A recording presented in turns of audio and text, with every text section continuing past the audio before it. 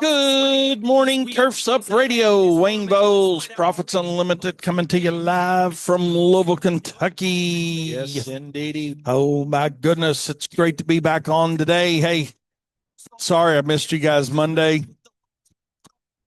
Was having a dental issue. Still am. Actually, it has not been fixed yet, but I've had time to get on some meds for it. So, bottom line is, hey, man, I'm going to do my show, try to do my show today, see how long my jaw lasts. But yeah, I got a little tooth problem going on, so we're gonna have to get it fixed.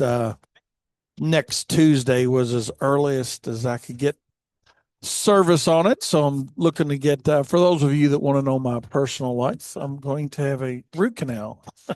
I think I think that's what I've talked myself into. That's what my appointment's for. Is get a root canal next Tuesday, get it squared away. But just can't bring myself to pulling it yet.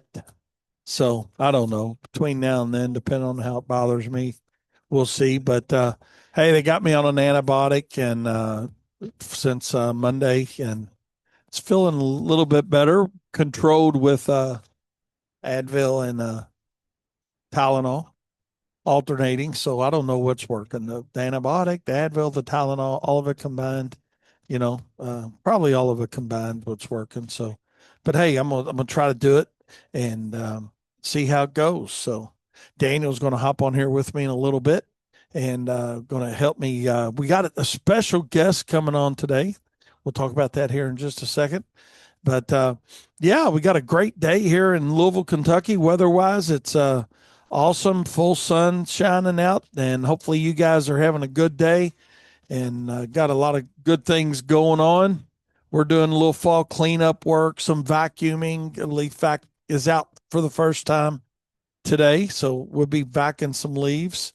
Um, or I'm sure we will, without a doubt. That's what our intent is, to get some vacuuming going today and get some leaves cleaned up. And hey, it's the beginning of the end of fall leaf cleanups. Yeah, how's that? The beginning of the end of fall leaf cleanups. So, but yeah, we're doing some of those today, and then we're going to do some fertilizing today, a little bit of mowing today. So, a lot of things rocking and rolling. Did some holiday lights yesterday, along with all the other things that we do. But want to give a big shout out to Aaron Walls and his crew, and Chad with us that went around and got several installations done yesterday. Did a great job with those, and a couple positive comments already from our customers on how much they love them. So that's good. So Christmas light season's underway, fall leaf cleanup's underway. Still trying to make the phone ring. And good morning, Dan. Appreciate you texting in, my friend. Glad to hear from you guys. And nice to know that you guys are listening this morning. And hopefully you guys are into some good things too. Big shout out to everybody that reached out to us yesterday afternoon, making sure that we were okay. And within that, we had a pretty significant event here in Louisville. I'm not going to get into it here on the radio, but there's plenty out there online if you want to go check it out. But our prayers and condolences go out to the families involved in that. And I appreciate you guys for checking to see if we were close to the shelter in place area, and but no issues at all. So we're not even going to pretend that there was any issue at all here at WLS or at home. Um, it was crazy though. Tabitha did tell me that, man, she was, I don't know, we're about 4 mile, 4.5, 4 air miles from where the incident occurred, and she was like, "Damn, I heard it, I heard it." So it was a pretty crazy thing. So, but hey, I do appreciate everybody checking in on us, and God be willing, and the creek don't rise. We won't have any more fatalities on that. So y'all can check that out if you want to, but um, just don't want to get involved in all that. So, But hey, Seth says it's snowing leaves where he's at. I can believe it, man. It's that time of the year, and it does kind of look like that sometimes. So, and uh, Smoking Joe said still mowing there, starting their leaf cleanups next week. So, good deal, man. Good deal. Hey, it's all about keeping the meter running, right? Keep that meter running, and we do it through diversification. And diversification at Wayne's Lawn Service means landscape lighting, holiday lighting, fall leaf cleanups, winter fertilizer. All those things that we've graduated into as the years went by, and we started out predominantly as a mowing company, as you guys probably know. You've probably heard me talk about that, but realized that mowing alone wasn't going to get it done, and just wasn't going to get it done, and wouldn't get us to where we wanted to be and needed to be and had to be. So we started diversifying, and for you guys that are new listeners, our diversification continues. I mean, we've started just within the last 2-3 years at it, landscape lighting, holiday lighting, and to our portfolio of services that we offer. And I'm not telling you to be a jack of all trades and a master of none. I just give you a shout out that diversification is the key to success, and that's just the reality of it. So, anyways, yeah, there you go, Smoking Joe. Smoking Joe sent me a picture of a sign with a attachment of a pet waste bags, a garbage can, and a sign that says, "I don't use your yard as a restaurant. Please don't let your pets use mine." Is one. Pretty interesting. Yeah. What do you think, Daniel? There you go. My aunt used to have a pool, and they lived down in Sarasota, Florida, and they had one of those signs. They not that particular sign, but their sign in their bathroom said, "Please don't pee in," or in their, by their pool said, "Please don't pee in a pool. We don't swim in your toilet." So, anyways, same idea. Just be respectful of other people's stuff. It's simple. Got a special guest that's supposed to hop on here with me today, um, and looking forward to them hopping on. It's going to be Peter. I met him at the expo personally, and Peter and Courtney at the expo. They have a software called Eartha Pro, and I'm looking really forward to talking to them about it. Talk to Courtney a little bit out at the expo about her product, and as well as a few other things that we won't get into today. But yeah, it was outstanding, and young couple that has really got some really interesting software for our industry. So, and you may have heard him previously. Aaron Walls met him initially and had him on his show. And I thought, man, it's a great product. And I didn't get to hear him when they were on with Aaron, but thought we'd do a repeat performance for him, get him on here. So that's our plan for our show today, and we're looking forward to that. Want to give a big shout out to Aaron Walls yesterday for popping up here to the big city and helping us knock out several holiday lighting jobs.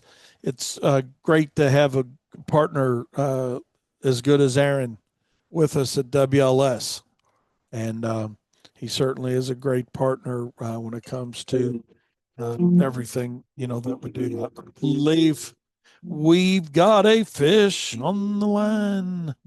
Let's see. All right, I think that may be the world famous uh, Peter.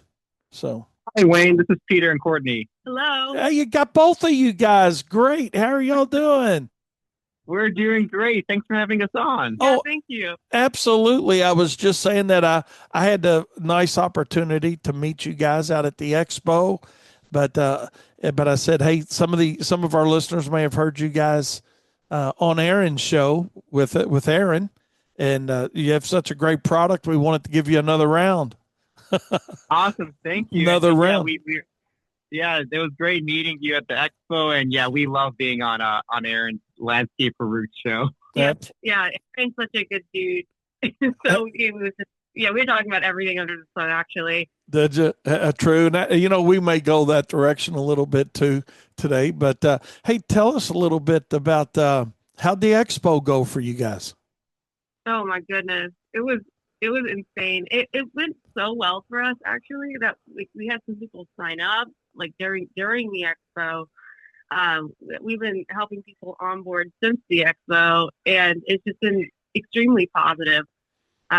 We also just met a lot of like wonderful people, like yourself, and just like some podcasters and stuff. And I am so happy we went.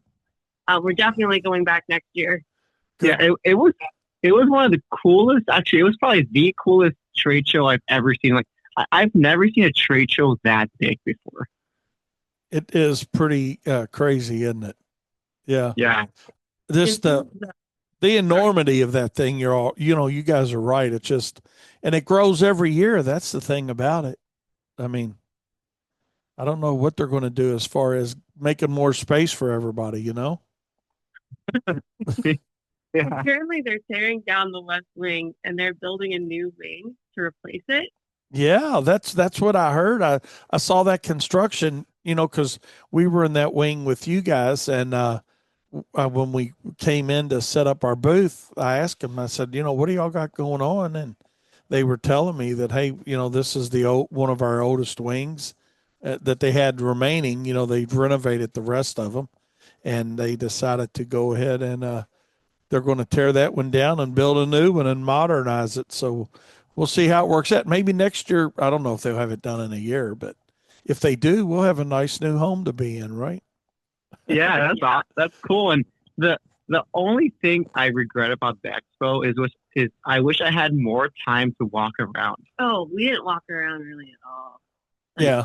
It's just like you said, there's just so many people and so many things to see. I really look forward. I really look for them to potentially expand it by a day. I really do. I mean, I'm not, I haven't heard anything about that. Maybe they can't do it, and maybe, a lot of the vendors may not want to do it, and, the sponsors or whatnot, but everybody says the same thing. You just can't hardly do it in 2 days, Yeah, I would say the same. I think it'd be nice. I don't know if this is possible, but just a day where maybe it's like the very, very last day where the exhibitors can choose to stay a little longer just to network with each other. So yeah, just something. Just Peter and I also didn't get a chance to go to the demo yard. We didn't get to play on any of the equipment. Oh no, y'all missed, and the weather was perfect for it this year. Yeah, it was perfect. Like Peter and I watched some videos of the show afterwards, and we were like, "No way! We didn't know that we could have like gone on some zero turn mowers outside." Like, yeah, like God, I would have been playing on it. Say, Peter, good luck at the booth. I'm gonna go ride a lawnmower. Yeah, I'll be back in a couple hours. Yeah, that certainly is not the expo to say I'll be back in 10 or 20 minutes. It takes you 10 or 20 minutes to get somewhere. Yeah. I was walking at probably 3.5 miles an hour, yeah. from the West Wing all through the main wing, and I did a loop, and it took me an hour. I don't, Daniel. What y'all say y'all walked that one day? 4 miles? About 5 miles each day. 5 miles a day. Just walking the aisles and talking to people and interviewing people, and crazy the number of steps that you get in. So, well, I'm glad to hear y'all had a great show out there and you're excited about coming back to visit Louisville. Oh yeah, of course. Oh yeah, definitely. So people, for our listeners that are listening that don't know anything about you guys, your software is called EarthaPro. So tell us a little bit about yourself and how did y'all get involved in software development versus what your real life was like before EarthaPro? Sure. So EarthaPro is as you said, the CRM. It's a software for lawn care and landscaping professionals, and the small guys. Yeah, for the small guys. And we named it after our cat Eartha. And We're married. And yeah, Courtney and I are married. Okay. And how we got this was in our past life, we were I was in more corporate life. I was a software developer for 10 plus years. And Courtney was in the green industry. And Courtney, do you want to come up? You want to say how you came up with the idea? Oh yeah. So I used to travel all over the U.S. All over to as many as many states as you can think of. And I would go to like small garden centers, small like landscaping places, Lowe's, Home Depots, Ace Hardware, just like you name it. And I kind of saw that a lot of these like smaller businesses in general just didn't really have a tool that they could use that was a like high quality, high value, like affordable tool they could use to organize their business. And it was sad because there's so many great people that just like forget to invoice their customers. And what kind of business are you running if you don't know your cash flow? Right. It's crazy to hear you say that, Courtney, about not billing, because that's one of the things I run into with talking to companies myself is that we're really great at working, but we're really bad about invoicing and then collecting once we finally get around to invoicing. Yeah, I mean the amount of stories that I've heard where a homeowner is begging to pay and they can't. Yeah. It's like they can't, or they're like lawn care guy is just like I'll send it to you soon. It's just like kind of crazy. And then when they do eventually get the bill, it's like $700, like $1,000, and they're like, what? Yeah, I've got a sister-in-law in Texas around the Dallas area, and she says tells me the same thing all the time. They're now in a condo, right? But when they had their home and they had somebody mowing their lawn for them, taking care of their lawn and their landscape for them, she's telling me that all the time. Like she's like, I just try to catch this guy to tell him I need an invoice. So how honest to God, that's a true story. How did you run into that side of the industry, Courtney? Well, in the retail garden space, a lot of like the retails, the nurseries, the growers, the landscapers, they're all like every location you go to is kind of a mix of that. So I would go to some very small garden centers that would have a bigger landscaping division, or small, like just like on the side landscaping division, and I'd talk to them and they'd say, I have no idea. Like it'd be very clear that it was just landscaping was a side gig, or it was a side thing from the retail. Right. It was just when they had a customer who was like, hey, can I buy this, and then can you install it? Like anyway, that's kind of how you like peeked into it. Yeah, that's kind of how I like peeked into it, and I was like, wait, what's going on here? And then you saw how they were running their business, right? Yeah, and then I saw how they were running their business, and I was like, this can be better. And for those of our listeners that can't tell by their voices, they're very young. Courtney and Peter are very young to me, not very young to like Daniel and Katie. but it's cool that you guys saw this, and you don't have to tell our listeners y'all's ages, but it's really neat that both of you guys just decided to change careers, and I made a decision like that myself. I was about 24, I think, when I decided to quit my corporate job, Peter, and or resign, from corporate America and do the landscaping thing full time, and but you got to have the right mindset, and you got to have pride in what you're doing, right? I mean, a lot of it goes back to that aspect of it too. How did y'all decide you were going to key in on small companies? Well, it's not. I'm going to go back a little bit, and then I'll answer that question. But something that I saw in the green industry back when like Peter was still working his corporate job is that everyone has so much pride in what they do. Yeah. Like it genuinely like there's so much people just want to help each other for the most part, and there's just such an abundance mentality where people are like, you're not thinking about them as your competitors, but you're thinking about them like you can uplift each other and a lot of people can win at this, simultaneously. Right. So that's what I really liked about the green industry, and they're just like really nice, down to earth people. Like, so I knew that this is somewhere I wanted to stay. When I had that job where I traveled over the U.S., I was like, I'm gonna stay in this industry. And then knowing Peter was a software developer, I was like, we were dating at the time, and now we're married. But anyway, I brought up the idea of a software for small businesses, and so I had the small business idea because half because that's what I saw, and then half because there wasn't really much out there for them that felt Right. like High quality. I felt high quality. Like I talked to a few when I was interested in doing this specifically for small businesses. I reached out to a few more small businesses in my area, and they just said like, yeah, there's just not really anything out there for me that I feel like was made for someone like me and was affordable, or just like not clunky, and I could actually talk to someone. A lot of people were like, I can't talk to anyone when I use this other software. If there was software I could just talk to, Right. or it wasn't as clunky, that would be amazing. And so that was the other half of the decision of working with small businesses. And we're also a small business ourselves. That's really awesome because, I had that problem with my company when it was just me, right? When I first started, it seemed like everything I looked at was geared toward larger companies. And it's like, at that point in time, I mean, this software is probably not even out there and it wasn't industry specific. It was more of a accounting software, but it was called Peachtree Accounting.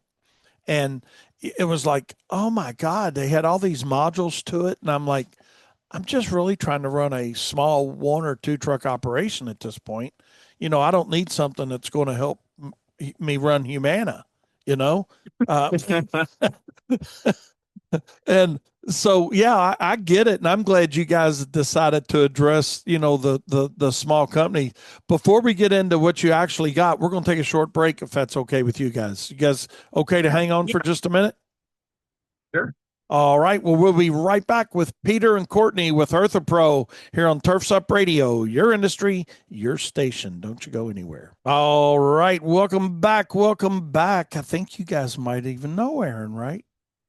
Oh, we do. Yeah, he actually was at our booth with us. Nice. Yeah, super nice guy. Another young fella that I really appreciate what he's doing for our industry as well. But hey, tell us exactly what is EarthaPro other than named after your cat, which is really cool. I've got a daughter that loves cats. She's got 2 of them, and she elected for 2 cats and a cat tree versus a Christmas tree. So. Yes. Yeah. Oh my goodness, maybe that's what we do in the future. We get like a really good. But yeah, so, both of you guys, if you want to share from 2 different perspectives, Peter, I guess you as the writer, right? And that's not the right word for it. What do you call it? No, yeah. I developed the software. You developer. That's it. You develop it, and then Courtney, I'm sure you've got input on that as well. But yeah, tell us about each of your roles and what the software actually does and how somebody implements it. Yeah, sure. So I'm the software developer, and I wrote all the code and I built everything in house. And that's a side note. That's why we're able to keep the price so low, because we're not worried about hiring a bunch of other people to come in and make this. I'm just making it. So what is EarthaPro? EarthaPro is a CRM that we built alongside a few small lawn care guys. Now, Peter, I hate to interrupt you, but I just, if you don't mind, explain CRM to some of our listeners that maybe like Wayne was, 40 years ago, when he was 46 years ago, just getting into business and not understanding the lingo. Sure. Yeah. So CRM, a CRM software just means it's a place where you can organize your customers and organize your business operations. And what that means is, like, in one spot, you can see all of your customers. You can see you can see a map view of where all of them are. And you can also make invoices and proposals that you can then send to those customers. So you can kind of operate your whole business in one spot. Okay. And then, that's pretty cool. So I can provide the service, invoice them out of Eartha Pro. Now, what does it then link to software that they're using, like QuickBooks or some other software? Yep. So we do integrate with QuickBooks, and all of your paid invoices get synced to your QuickBooks account. So you can then, have everything there that you need for tax season. And the invoicing is really, really cool because we set it up so as soon as you sign into Eartha Pro, you can immediately start texting invoices to your customers, and your customers can pay you on their phone. There's no other setup required. Everything will just work out of the box. Nice. So is it really that simple? I'm not questioning you. I'm just, everything says, hey, you're up and running in 10 minutes. And then it's like 3 months later, you're still trying to figure out what your password is, Speak to this part. Okay. When someone signs up for Eartha Pro, if I haven't already been talking to them, which typically I do not, typically they reach out to me before they want to try out Eartha Pro. They get a 7-day free trial. So regardless of who you are, if you sign up, you get a 7-day free trial. And so you have 7 days to decide. You play with it, decide if this is really the tool that you want. And then I reach out too. So if they do, like once they sign up, within like 24, 48 hours, we'll set up some sort of meeting so I can make sure that their account is fully set up and walk them through Eartha Pro to make sure that they understand how to use it, and then help them set up their Stripe account.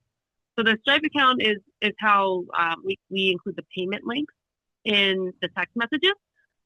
And so basically, I work with our customers until they feel comfortable using the software. Typically, it doesn't typically it's pretty fast. I've had a few people who are they want to use it for a week or so, but until they feel comfortable using the software. But generally, it's pretty fast.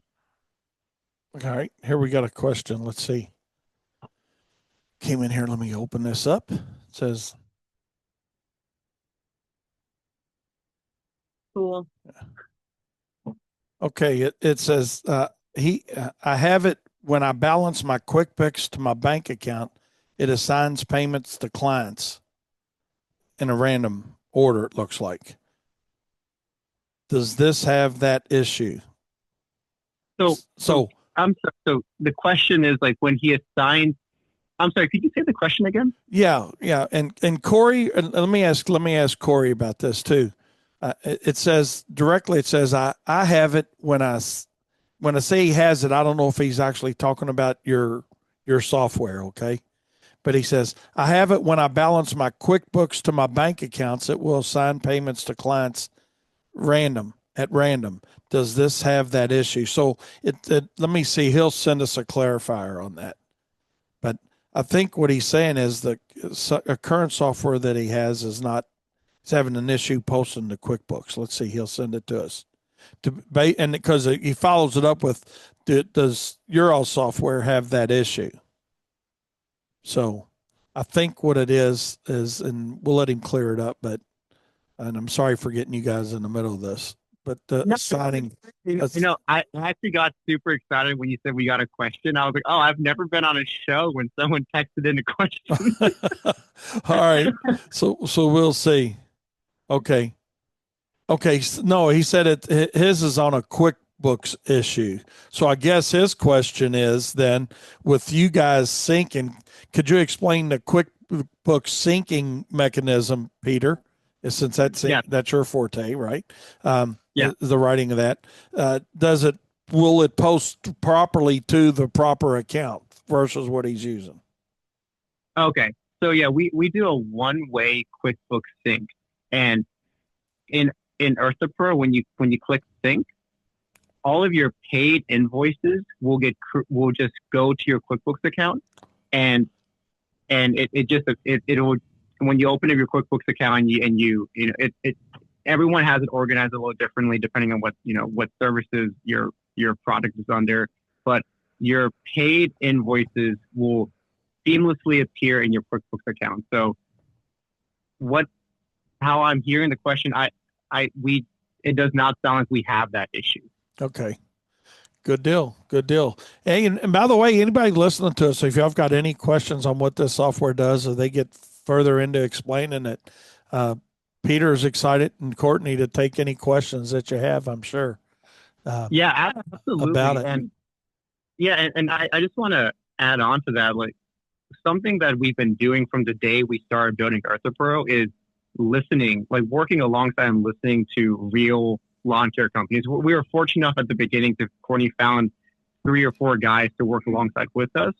And as we've been building, we've been listening, getting more customers and listening to everyone about what do they want in EarthaPro, what do they not like, and we keep tweaking and adding more stuff to the software. So it's really being built for the small lawn care. I gotcha. That brings up 2 questions, Peter and Courtney. I'll let you go here in just a second on explaining.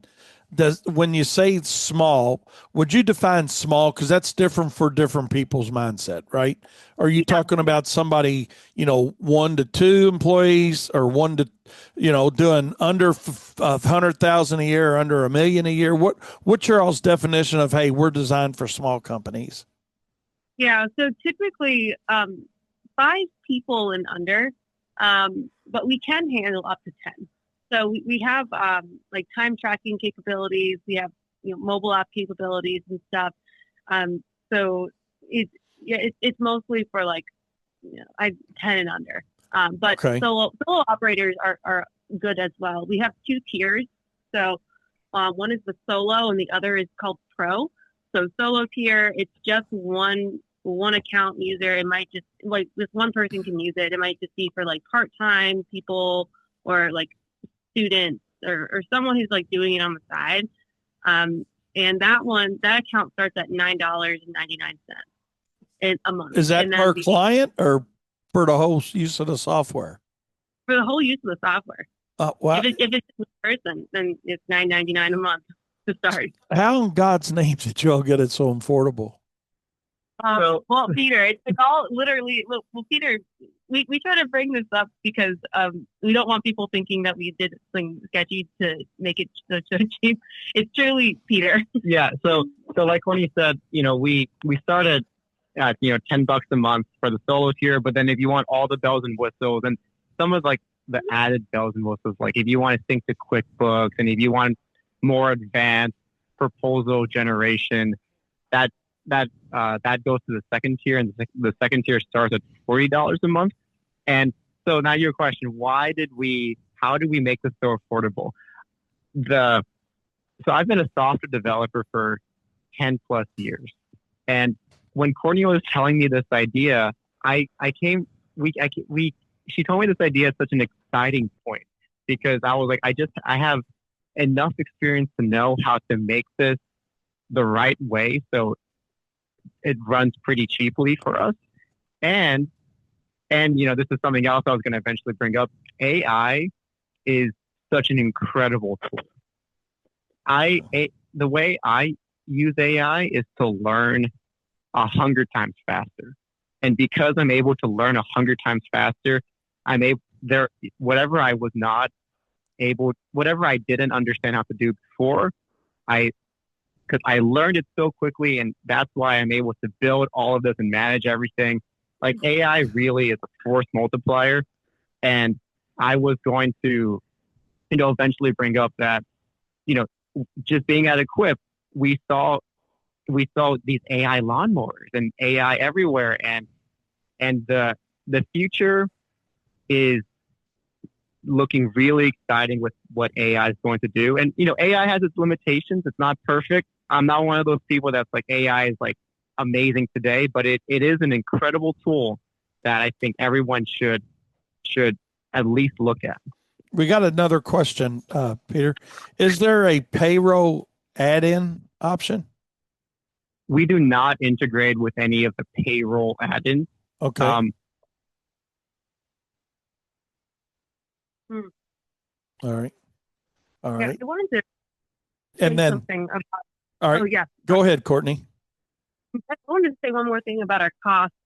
So, with the solo tier starting at like $9.99, like it is really cheap, but also a lot of other, I'd say the majority of other softwares in general, but especially in this space, have taken funding from like private equity, venture capital funding. So basically, they need to make sure that they like have a 10x or a 20x return on their financials. They can give it back to everyone who's invested in it, and so they like regardless of how much it costs them to actually run the software, they have to have it at like $200, $300, $400 a month just to even break even and pay all their employees. So for us, we completely bootstrapped EarthaPro because we wanted to make sure that we did what we wanted to do with this company, and we're doing what we want to do with the company. So yeah. So that's I understand that a lot of people needed the funding in order to get a software developer, but we already had one. You already had one in hand, right? Yeah, which is like really, really amazing because that's typically what people would use their investments for. I gotcha. What does the actual software do for somebody? So I engage with EarthaPro. Does it? I mean, how do I put all my customers in? Do they transfer? Is it a sync from, like, if I'm using QuickBooks for an example? Do my customers sync from QuickBooks to EarthaPro, or do I put them in EarthaPro and then they have to sync back to QuickBooks? How does that transition take place? Yeah, so right now it's to import your customers to EarthaPro. We will do that for you. Okay. We're so like most of the time customers will just send us like an Excel spreadsheet or like some kind of file of their customers, and we upload the customers to the CRM. And I've been getting so much feedback about how it would be nice if they could just sync their customers from QuickBooks into EarthaPro. Uh-huh. And like I'm so glad that you mentioned this right now, because this is kind of what I was saying before. All the new stuff we're adding to EarthaPro is literally from conversations like this. Okay. Good deal. And I'm sorry. Well, I'm sorry. What was your second question? Like, how does and what else? What else does it do? Like if I I say, hey, I'm gonna get involved with EarthaPro, use the software. Does it do my routing or scheduling, or do I just simply have all my customers there? And when I go provide a service, I say, hey, Bill Courtney for mowing, Bill Courtney for landscaping. What does the software actually do for me other than a portal for my customer to pay? Yeah. So it's the whole like back office flow. We're actually working on routing right now, and we'll have that out sometime in sometime in like a couple, just soon. We'll have that. Okay. We're also going to have batch invoicing out pretty soon as well. But overall, so with EarthaPro, you can see all of your like basic stats.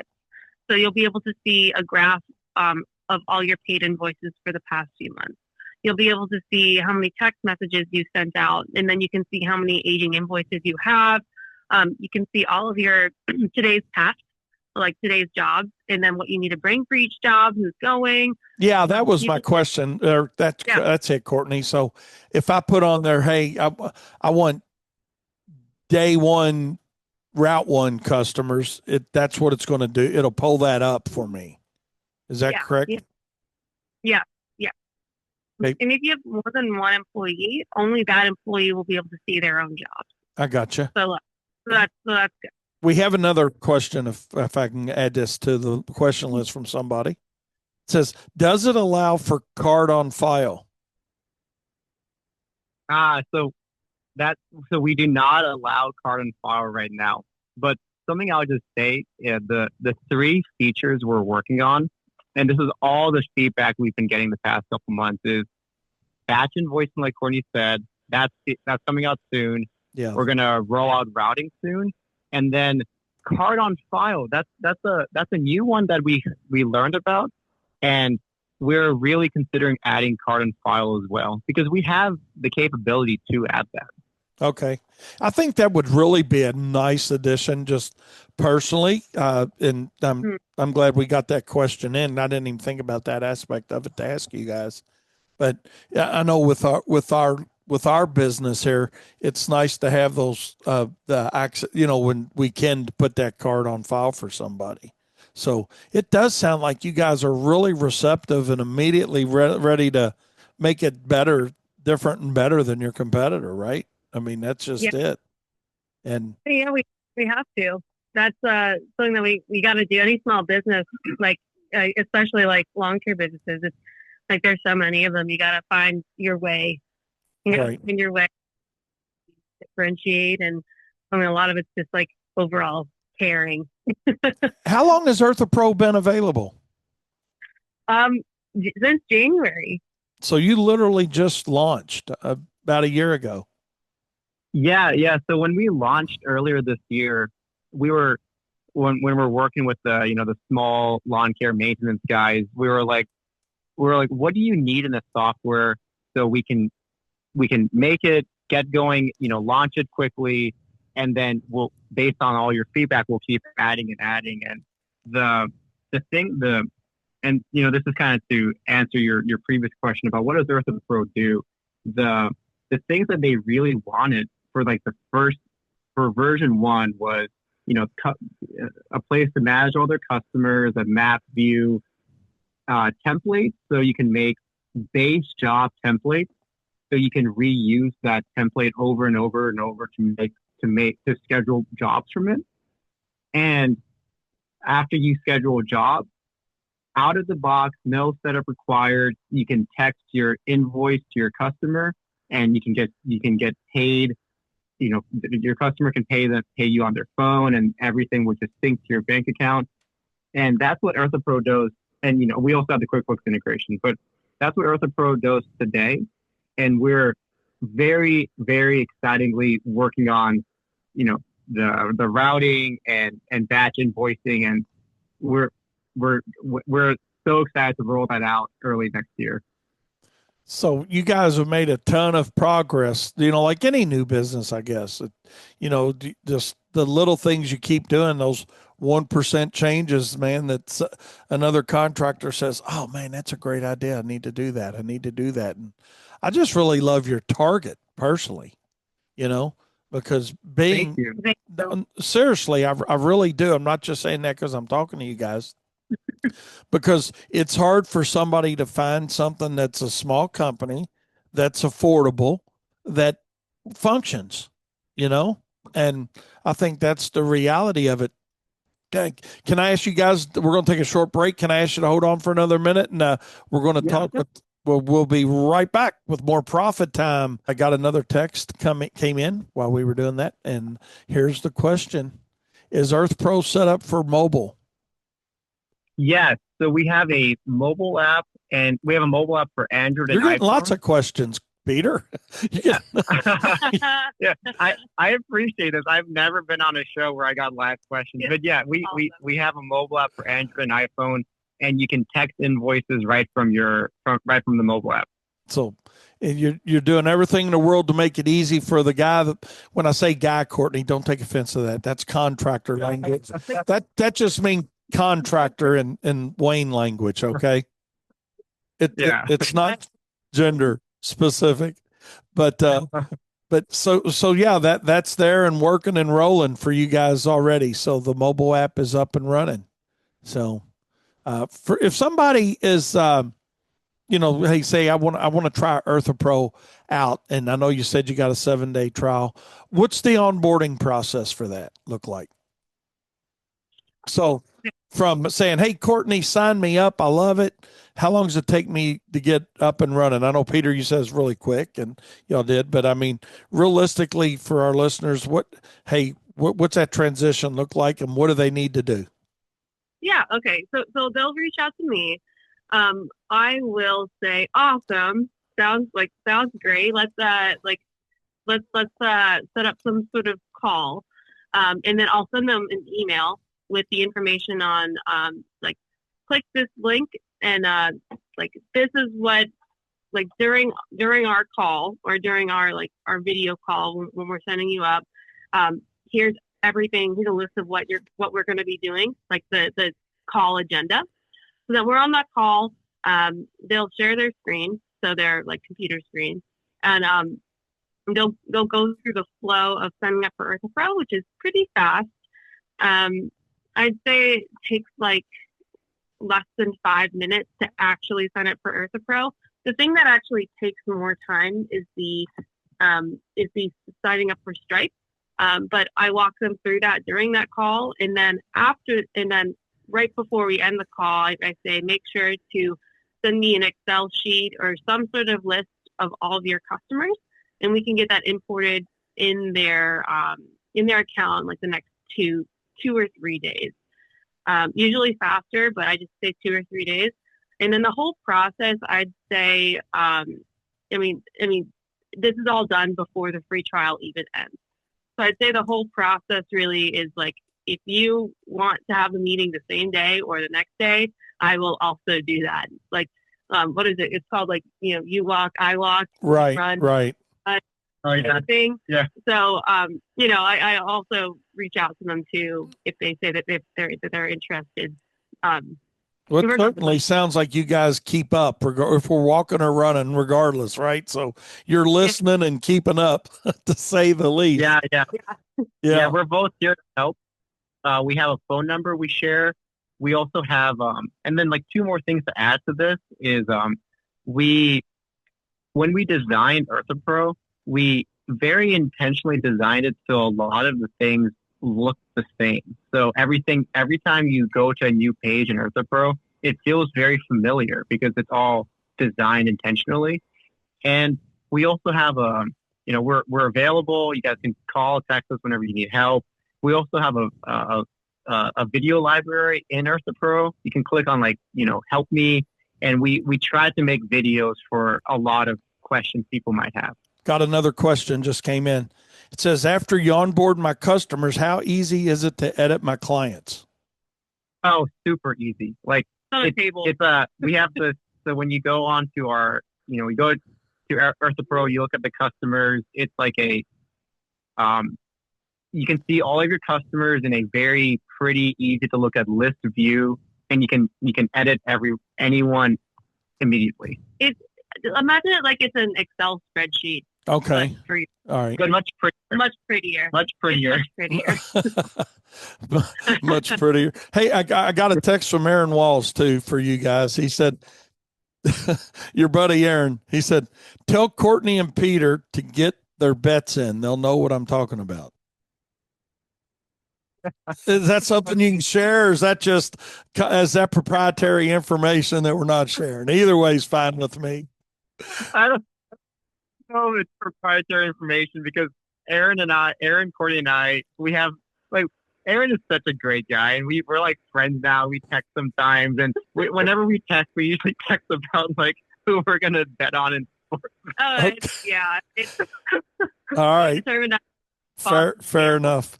Hey, as we wrap this up, how's somebody get a hold of you guys? Okay, so we just got a actually, Courtney, do you want to give your email right now, and then I'll pull this one up? Yeah. So let's just give the number. Yeah, let's give the number. So we have you guys can call us or text us on this number anytime. The number is 571-306-1030. And you can also find us at earthapro.com, and you can schedule a video call on earthapro.com if you guys want. Easy enough. So simply it's 571-306-1030 is a way to call them direct, and you've got the owner's phone number, right?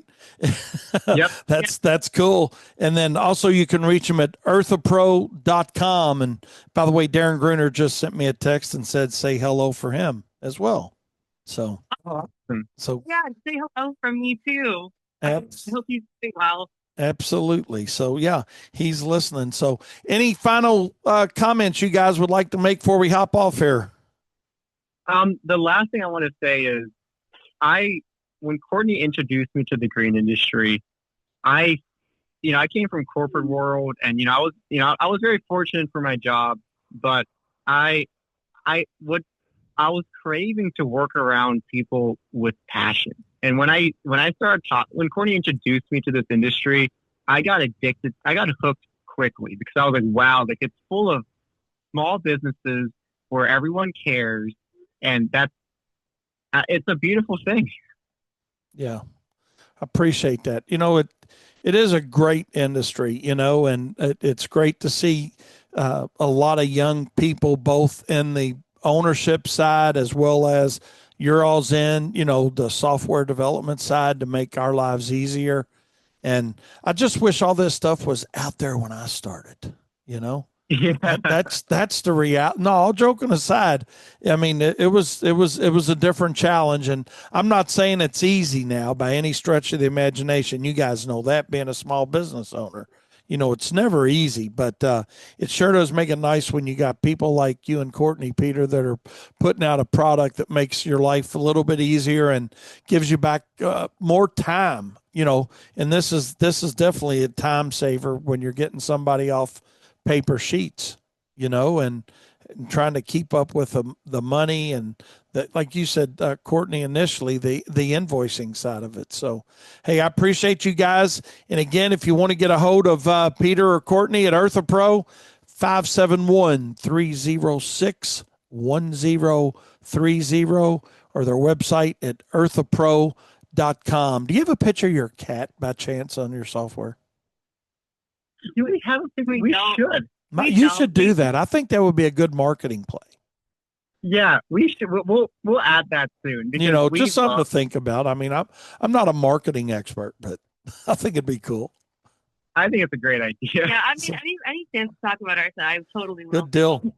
But hey, we need to hop off here. We're on a hard off at 11 o'clock. We got Darren Greener coming on, and he kicked me right out of here. So I appreciate you guys getting on. I'm going to reach out to you guys here when I hop off the air, if that's okay. Sounds good. Thank you. All right. Thank you all for getting on with us. Appreciate you guys listening to us here on Profit Time here on Turfs Up Radio. Your industry, your station. Don't you go anywhere. Stay tuned for the King Darren and the Landscape Hero. Good morning, Turfs Up Radio. Wayne Voles, Profits Unlimited, coming to you live from Louisville, Kentucky. Yes, indeedy. Oh, my. We got another good start to a day today. A little bit cloudy out there, but warm. Expecting a little bit of rain to come rolling through here. But, hey, we are out doing our thing. Hopefully you're out doing your thing, making a little money today. That's what it's all about, right? Let's do it. Let's see what we can do to make a little bit of money and put a few profit dollars in the bank and have a good day. So, yeah, we're doing a little bit of landscaping, a little bit of paver work today, and some fall fertilizing and flyers going door to door on accounts that we're servicing today, and the adjoining neighbors, as well as we got a neighborhood targeted that we're doing some hand flyers in. So for holiday lighting, and we're looking forward to that and what that's going to bring along down the road for us. Looking for some more residential lighting is what that's all about. So yeah, that's what's going on here today at WLS. Be curious to know what you guys got going. I know Seth is hard at it down there working away. He sent me a text of a layout that they're getting ready to install. Had the plants laid out and everything, bed cut out and ready to rock and roll on that. So Seth, good luck on that. If you're listening to us, my friend, I'm anxious to see the finished product on that. So yeah, send that to us, Seth, if you would. Hey, my tooth is for you guys is under control. I've been taking some antibiotic since Monday, so got my tooth under control a little bit. We're going to get a root canal on Tuesday. There you go. I'm sharing my medical with y'all, but yeah. So we'll report in next Wednesday and see how it goes. Hopefully they got me feeling well enough to get back to talking Wednesday. But yeah, looking forward to that. And Oh, I don't know about that, Mike. I'm sure he still loves you, man. Oh, Mike Murphy said Seth must like you better than me. He didn't text him. So, hey, maybe he's keeping it secret till it's done. He wants to show you how good it is when it's completed. So, we're looking forward to that. We're actually going over to, we got one of our customers that we do quite a bit of work for. Um, going to do he's getting the deck renovation done, and we just got his holiday lights up the other day for him. And we're going over there and going to put some landscape lighting up on the deck um, and get that squared away. So, and then he's going to finish his deck, and then we're going to do the rest of the landscape lighting. So, for him, we'll get that done, later on. But they're kind of like in a transition of, hey, here's what we can get done. So that's and get our lights in on the deck. Then they're going to finish the deck and da da da da. So everything should be absolutely wonderful with that. So that's what we got going on.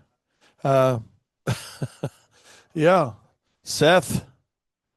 Appreciate you, man. Appreciate you, man. And Mike, appreciate you listening. And hopefully, we got more than you two listening out there this morning. And looking forward to y'all's feedback. We got a very special guest going to hop on with us today. Tim Wasmer with Snowscapes. In about 6-7 minutes, he's going to hop on with us and talk about their product. And, I've had him on my show in the past, about a year ago. And, how it's that time of the season, and I'm going to just save that and see what they've done, new additions to their software. And we'll talk to Tim about that. Speaking about snowflakes, yeah. That's funny, Mike. Mike said, I may or may not lose a tooth. He's got a hockey game tonight at 8, so we'll see. Speaking of Tim Wasmer, there he is. So hey, let's go ahead and get this phone answered and get him on going live with us. Tim, how you doing this morning, my friend? You're live here on Turfs Up Radio. Hey Wayne, it's Tim Wasmer calling. How we doing? Awesome, man. I appreciate you calling in this morning, and looking forward to a great conversation with you about the product. Yeah, me too. Absolutely. Always a pleasure. Yeah. I was just talking about hey, it looks like first flakes of the season might be rolling in for a lot of us, right? Yeah, that's what they're saying in my area. At least sounds like we might have some stuff this weekend. We're dropping down to, I think they're saying, in the mid-20s up here. So yeah, well, hey, we'll see how it pans out, right? We'll know Tuesday. yeah. We'll know Tuesday, but yeah, I was just getting some information from our weather guys there at BAM, and yeah, it looks like it might be a little bit of snow in a big part of the Midwest and East a little bit too. So we'll see what happens. That's early for us. What about you? I mean, we always seem to have something, in the late October, November, at least some flakes flying. Whether or not it requires treatment's a whole other story, right? But right. Yeah. True. A couple of years ago, we had a snowy Halloween. So, it happened. Yeah, we got a picture, actually, we keep up down here on our file cabinet of one year. It was October 30th, and it was one of those grass snows, where you didn't get to do anything but grass and car tops and roofs and stuff like that. We had a little over an inch, I think it was. Those are always good because they light a fire under people's butts to actually finally sign their snow contract. Those people. Yeah, it's like, oh yeah, I better prepare a little bit for this, right? Yeah. But hey, I appreciate you getting on with us, and for you guys that have not heard Tim here on my show before, Tim is a commercial contractor just like you and I. He's got about 25 years of industry experience and 20 years owning his own business, give or take a little bit of time in there. But they started developing their software, Snowscapes, about 5 years ago.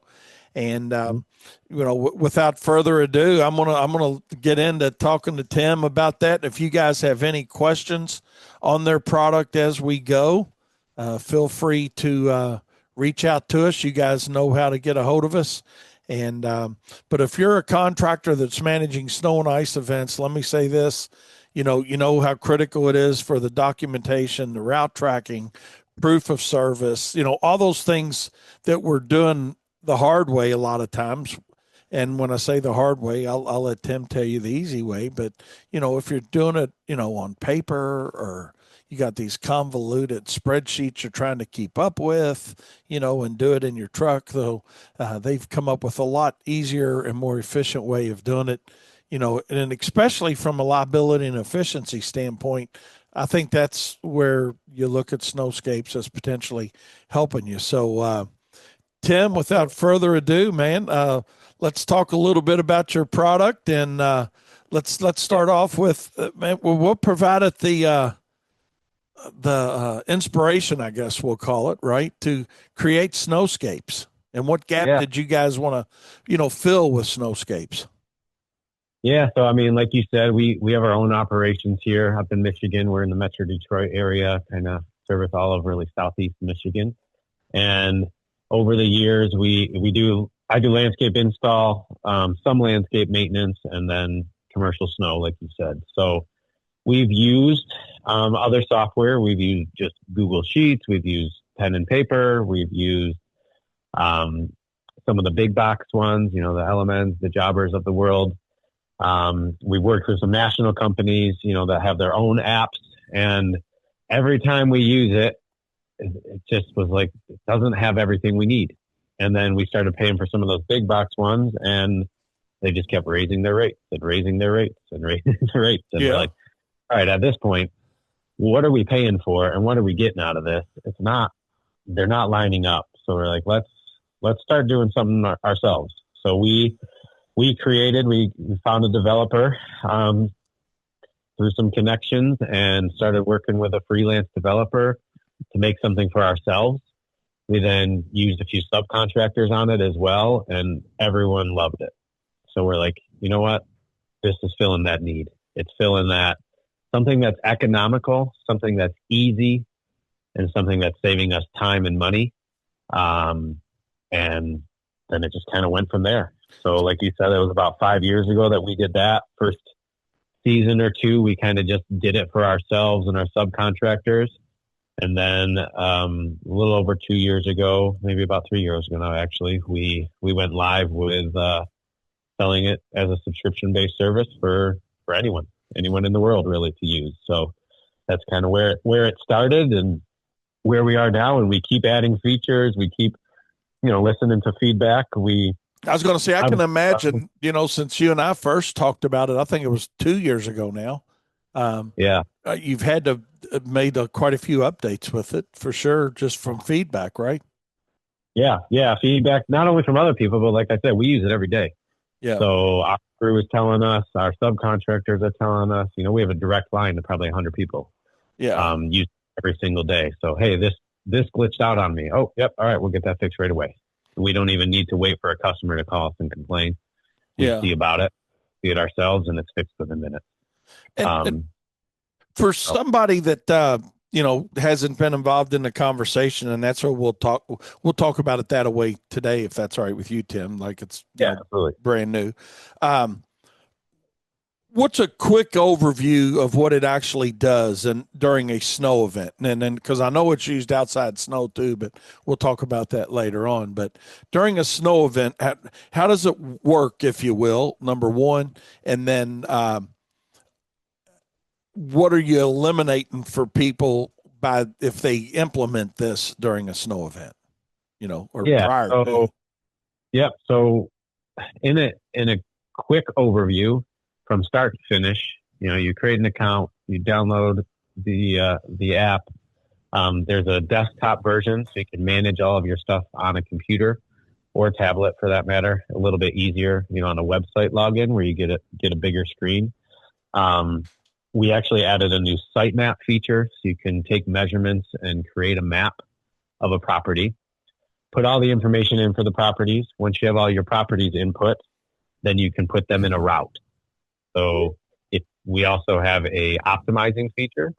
So if hey, these 15 properties are going to go on to this guy's route, he's going to start and end at our shop. You can put that all into the system, hit optimize, and it's going to tell you how basically how Google thinks is the fastest way to drive that. And it's going to give you your drive time and all of that. So once you create your routes, you do that, by however many routes and properties you have.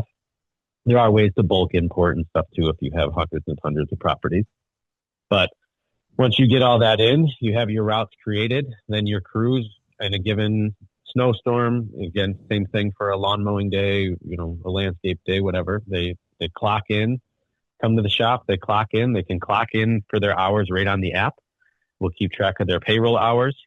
And then it'll have their route listed right there. And they just click on what route there is theirs for the day or for that snowstorm or whatever it may be. If they're salting, shoveling, plowing, whatever, they hit start and it's going to start tracking their time and where they are and what they do. When they log each property, they'll record pictures, what services they did. It's then going to save a report, timestamp it, geotag it, and send an email out, as well as keep the documentation within the system for you to create reports. And now, when you say it sends an email out, does that email come back to you as the operations manager, of the snow service that a company's providing, or does it go out to the client, or can you set it up to do both, or how does that work? Set it up to go to whatever email address you want it to. So it's property by property specific. So if you want it to just go to an office email for you, you can. If you want it to go to a client, that's, the property manager, the property owner, the homeowner, whatever it is, you can set that up. And if you don't have anyone you want to send an email to, you don't have to. That's just an added feature there. We use that a lot, especially in snow. We're often servicing in the middle of the night.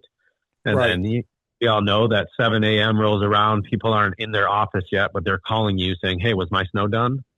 I have a meeting and clients coming in at 7:15. Is it done yet?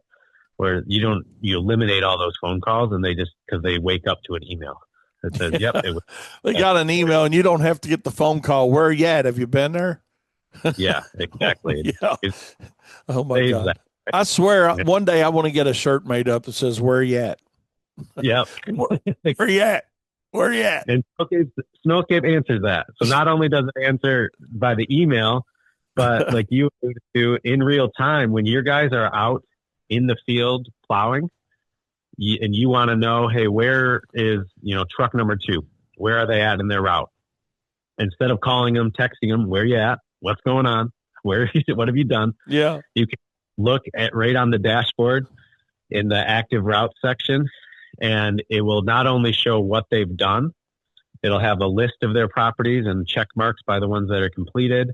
If they're currently servicing one, it will note that they're servicing that, when they started that, and it'll show where they are located on a map.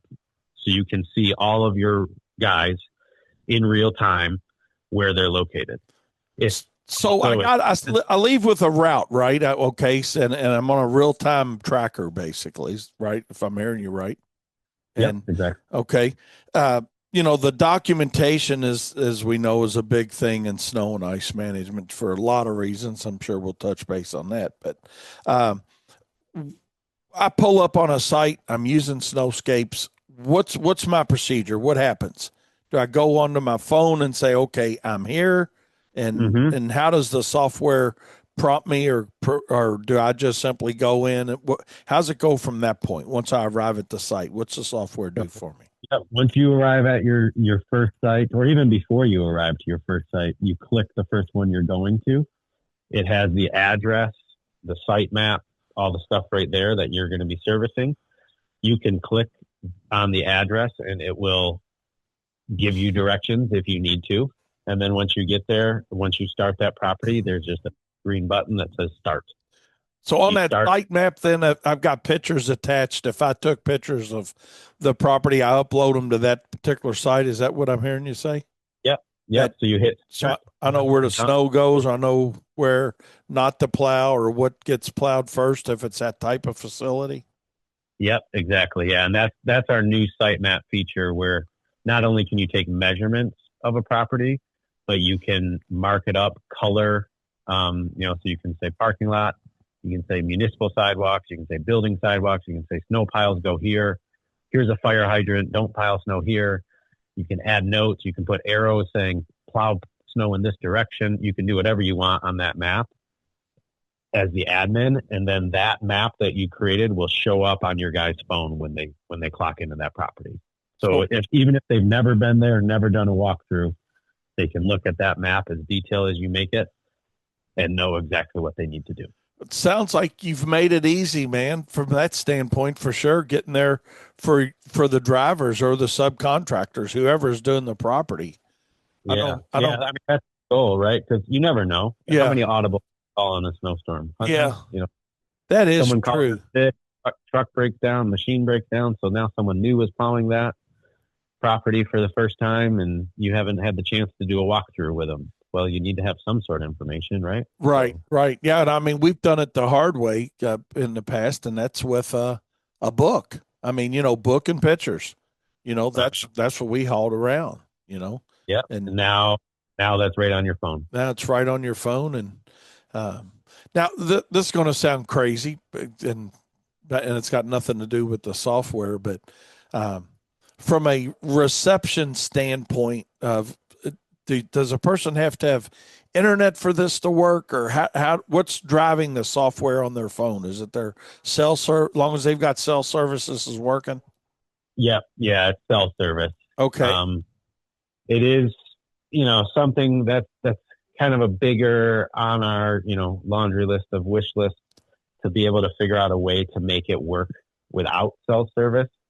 I mean, if you lose cell service for a little bit, not going to be the end of the world.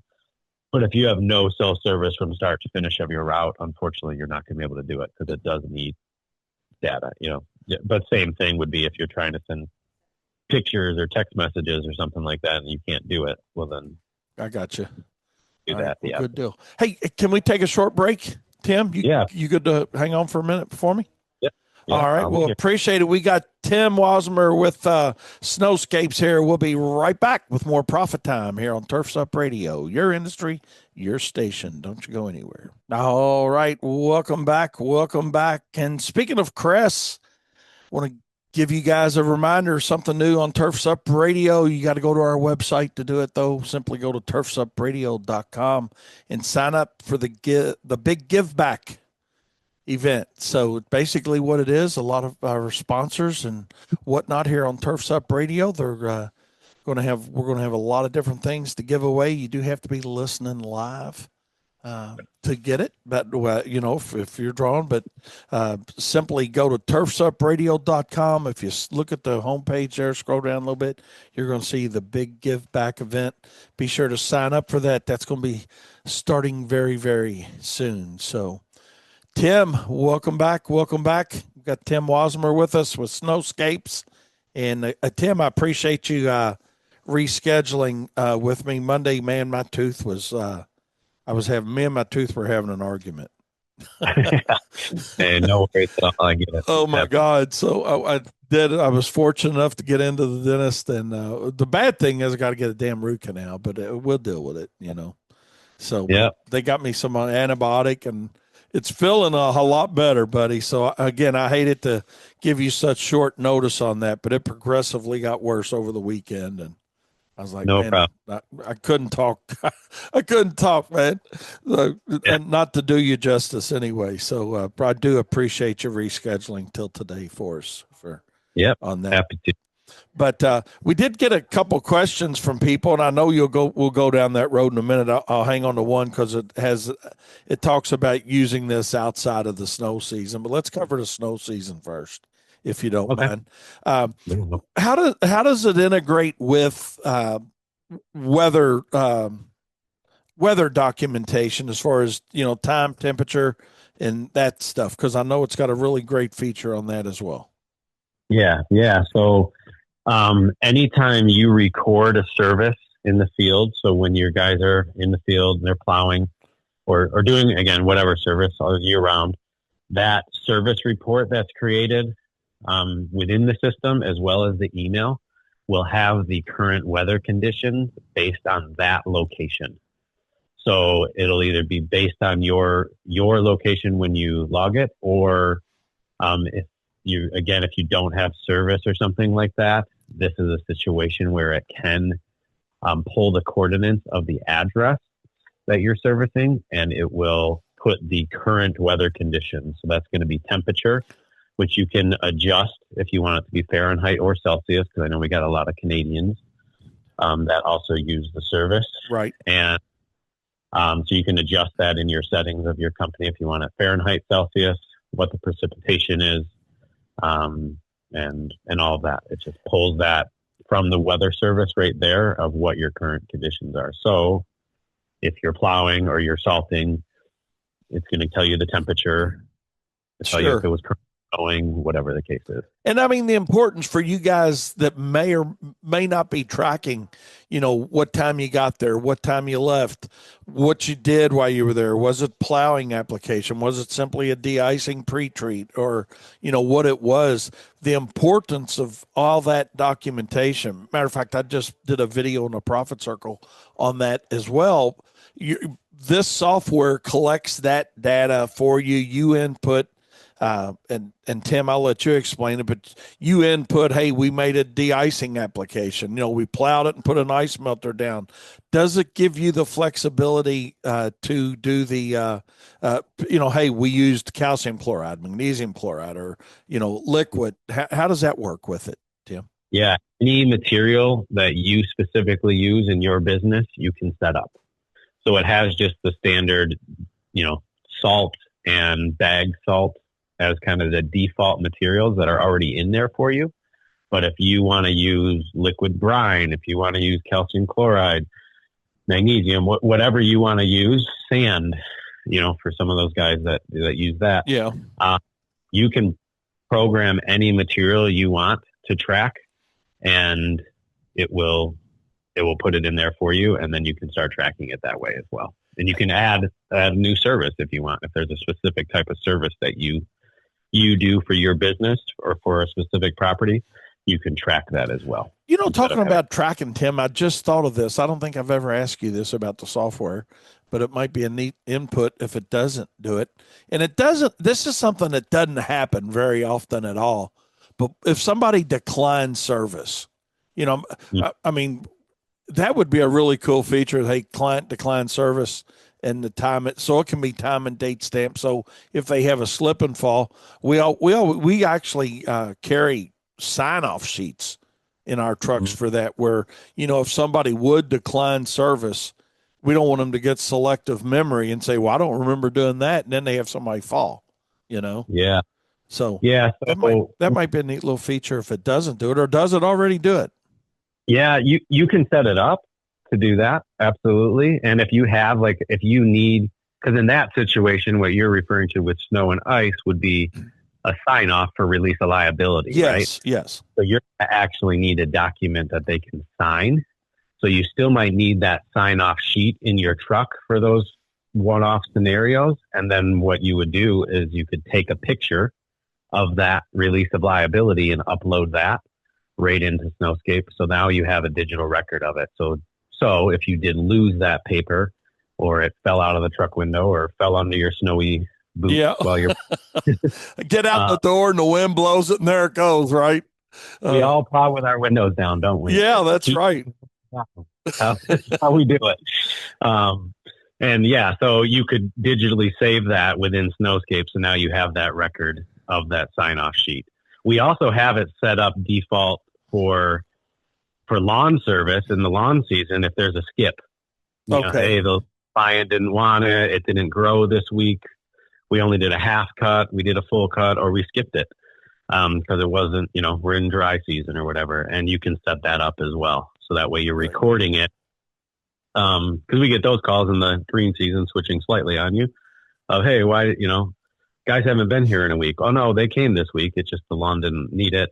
Right. They skipped on this day. Here's a picture of it. It wasn't growing. We'll be back next week. The measuring tool that's in that is an outstanding feature. And for you guys listening to us that may be new to the snow and ice, and you've never measured a lot, strictly from, even if you don't want it, from the opportunity to determine how much ice melter you're going to need to run a route, which is important to know. But a liability standpoint, and Tim, I don't mind talking on it, but you can if you don't mind. You're our expert here today, right? The liability of applying the correct volume of a certain type of material at a temperature based on the square footage that you're servicing. And so, go ahead. And you can, I mean, it even starts with that contract, right? Yeah. So creating this site map and getting your measurements and putting that in your contract, you can export, you create that document on Snowscape. Even when you're doing a bid, you haven't landed it yet. You can put the property into Snowscape, you can create this map, and you can save it.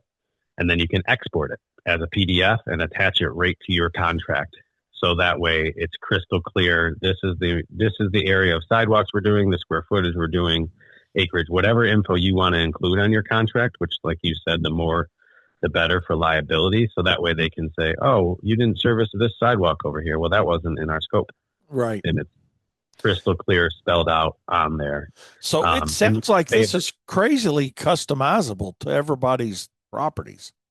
Oh, absolutely. Yeah. I mean, and no matter what you do, whatever you do, whatever property you do, wherever it is, you can customize it. And if there's something that isn't in the defaults, it's not a parking lot, it's not a municipal sidewalk, it's not a building sidewalk, it's, I don't know what it would be, but a gravel area.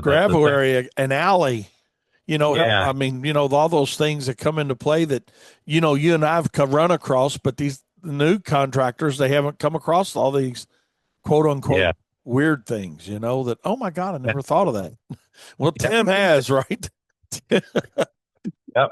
Tim, that's the years of experience for you. Yeah, that's right. But you touched on it a minute ago from the lawn side, and just to touch base on that just a little bit, not to get off the Snowscape side, but is the Snowscape, are those sets of or is that set of customers segregated from when you're using this? And that was one of the questions that we had from somebody about 15 minutes ago. The text him was, can it be used in other aspects of your landscaping business? We want to touch on that for a minute. Yeah. Yep. So it is set up where there are two seasons. There's the green season and then there's the winter season. And you can toggle back and forth on the admin dashboard as well as on your app. So if you're doing this, so like this time of year, we were just talking about this, right? We're busy doing fall cleanups. Well, we might have snow. Well, now we need to switch from our green season of fall cleanups over to our snow season. There's literally a toggle that has a leaf for green season and a snowflake for winter. You toggle back and forth. If you go on the winter side, it's going to show all of your snow routes and your snow clients and all of that stuff. You go to the green side and it's going to show all of your landscape accounts, your lawn accounts, whatever you have over there. And you can keep those separate, track them separate. So now you're not, jumbling up winter routes with your lawn routes. It's totally separate. And if you do service a property year round for both, you can put them in both sides. You don't have to duplicate property. You just, on the settings of that property, you just select this is a landscape service client, this is a snow client, or it's both. And if it's both, it will go on both sides. All right. Easy enough. And then, in snow, a lot of times we've got multiple trips during a snow event to the same location. Do I just, how does the software work? Do I click on it and add to it as one running event, or do I clip on, do I just start over each time that I start another round, as we call it? Yeah. So yes, but I'll explain. However you have to do it ultimately. But so let's walk through a scenario. You, Wayne, are plowing and you have 10 properties on your route. You service your properties 1 through 4. You're about to go to your 5th one and you get a call. Hey, we need to go back to the first one because they had more snow fall over in that area before you finish your route. So now I need to go back. I just finished my 4th property and then I just click right back to my first one in my route. So you can click out of order or you can go in order. I see.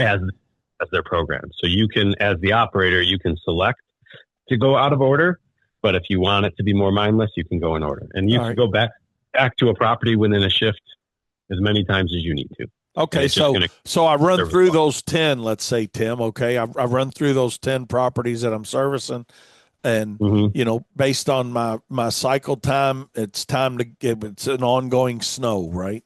So it's time to go back to the first one and check. It's, you know, it's 6 hours later, let's say, or whatever time frame a person's on their scheduling. When I get back, when I click back on, you know, hey, I'm back at my first stop again, am I adding to that documentation, or does it give me or does it show it as a total new stop? I guess I really don't know how to ask you the question that I'm asking. If a guy's doing it on paper, they start another sheet. If they're using snowscapes, does it just continue? Hey, I was there at 7:05 a.m., but now, hey, it's 4:15 p.m. and I'm back for my second plowing and de-icing, or second check for de-icing. Every time you visit a property, whether it's 20 minutes apart or 20 days apart or 2 hours apart, it's going to create a new service log. So every time you do that, it's going to create a new log for you. In your situation that you described, hey, you finished your route of 10 properties, you took a 6-hour break, and then you started your route again, you're just going to do the same exact process of starting the whole route over. And anytime you log a property, whether, again, it was 6 hours ago or 6 minutes ago, you're going to log that property, submit it, and whenever you hit submit, it creates a service log. So on your Snowscape job history, it'll list every single time that you serviced it, when you serviced it, what you did, your pictures. Okay. So I'm out running a route and I complete my job, or all of them or one of them. When I complete it, does it then send it back to a cloud-based system that says, okay, this is what Wayne did at ABC company? And then can the admin side of that begin dealing with that, you know, that content? Yeah. Yep. Exactly. It'll keep it while you're actively in a route. They'll be able to view you in your active route, or once you complete a route, then they can only view it in property history. But either way, they can always view what you've done in the property history. Okay. So if you 1 minute ago or 1 day ago, it always, right when you hit submit, it goes to the property history log on Snowscape, and then now the admin can search in that log for anything that was done if they want to search. So then this data goes back to your admin staff, and then they can create invoicing from that documentation. Exactly. Yep. And they can streamline that into an Excel document if they want. They can keep all the pictures right on there. They can resend an email if a new email report needs to be resent for some reason. But yes, your admins can see all of that. I gotcha. What's the learning curve for somebody that says, man, this is a good idea, but here, you know, it's November 7th or 8th or whatever date we're on. And, you know, I don't know if I want to have to go through the learning curve here with snow coming pretty soon. You know, what is the real learning curve, would you say, for a company, Tim? Our main goal with this was to keep it simple, you know, the old kits, right? Keep it simple, stupid. And I think we've done a very good job with that. I've had many, you know, operators in the field that didn't have a smartphone before. And we're like, hey, we need you to use a smartphone to log your stuff. This is their first exposure to using a smartphone and their first app. And they figured it out without me even walking them through it. Okay. Because it's start, service, take pictures, submit. You know, all you do is hit the next button every time. So the guys in the field, it's really easy. Okay. As long as they're doing it, right? If they put their phone in their pocket and they never take it out, well, that's not something you can control. But as far as that, if you're trying to, very, very easy in the field to use. I got you. As far as setting up a company, I can get a company set up with someone in 15 minutes on the phone. It's really that simple. Yeah. You bulk import your properties. You put them in, you start recording your routes, routing them, and away you go. Obviously, you can spend more time, creating all the site maps and all of that stuff, right? You can't do that in 15 minutes. Right. To manually do that stuff, but names, addresses, you're up and rolling pretty quickly with it. Yeah, names, addresses, all of those, and then starting to route them. You can do that, within 15 minutes. Now, how much access? Okay, let's say I'm a driver for you guys, okay, and I've got my route on my phone. How much access do I have to the entire company data, or do I only have access to the jobs on my route unless you move another one to my route? So every driver within your company will be able to see all of the routes on the route. So we do that by design, right? You might have route 1 that's assigned to you, but during a snowstorm, you might need to jump over to route 3 to help somebody. I need to pick up something for somebody else. Right. Okay. Yeah.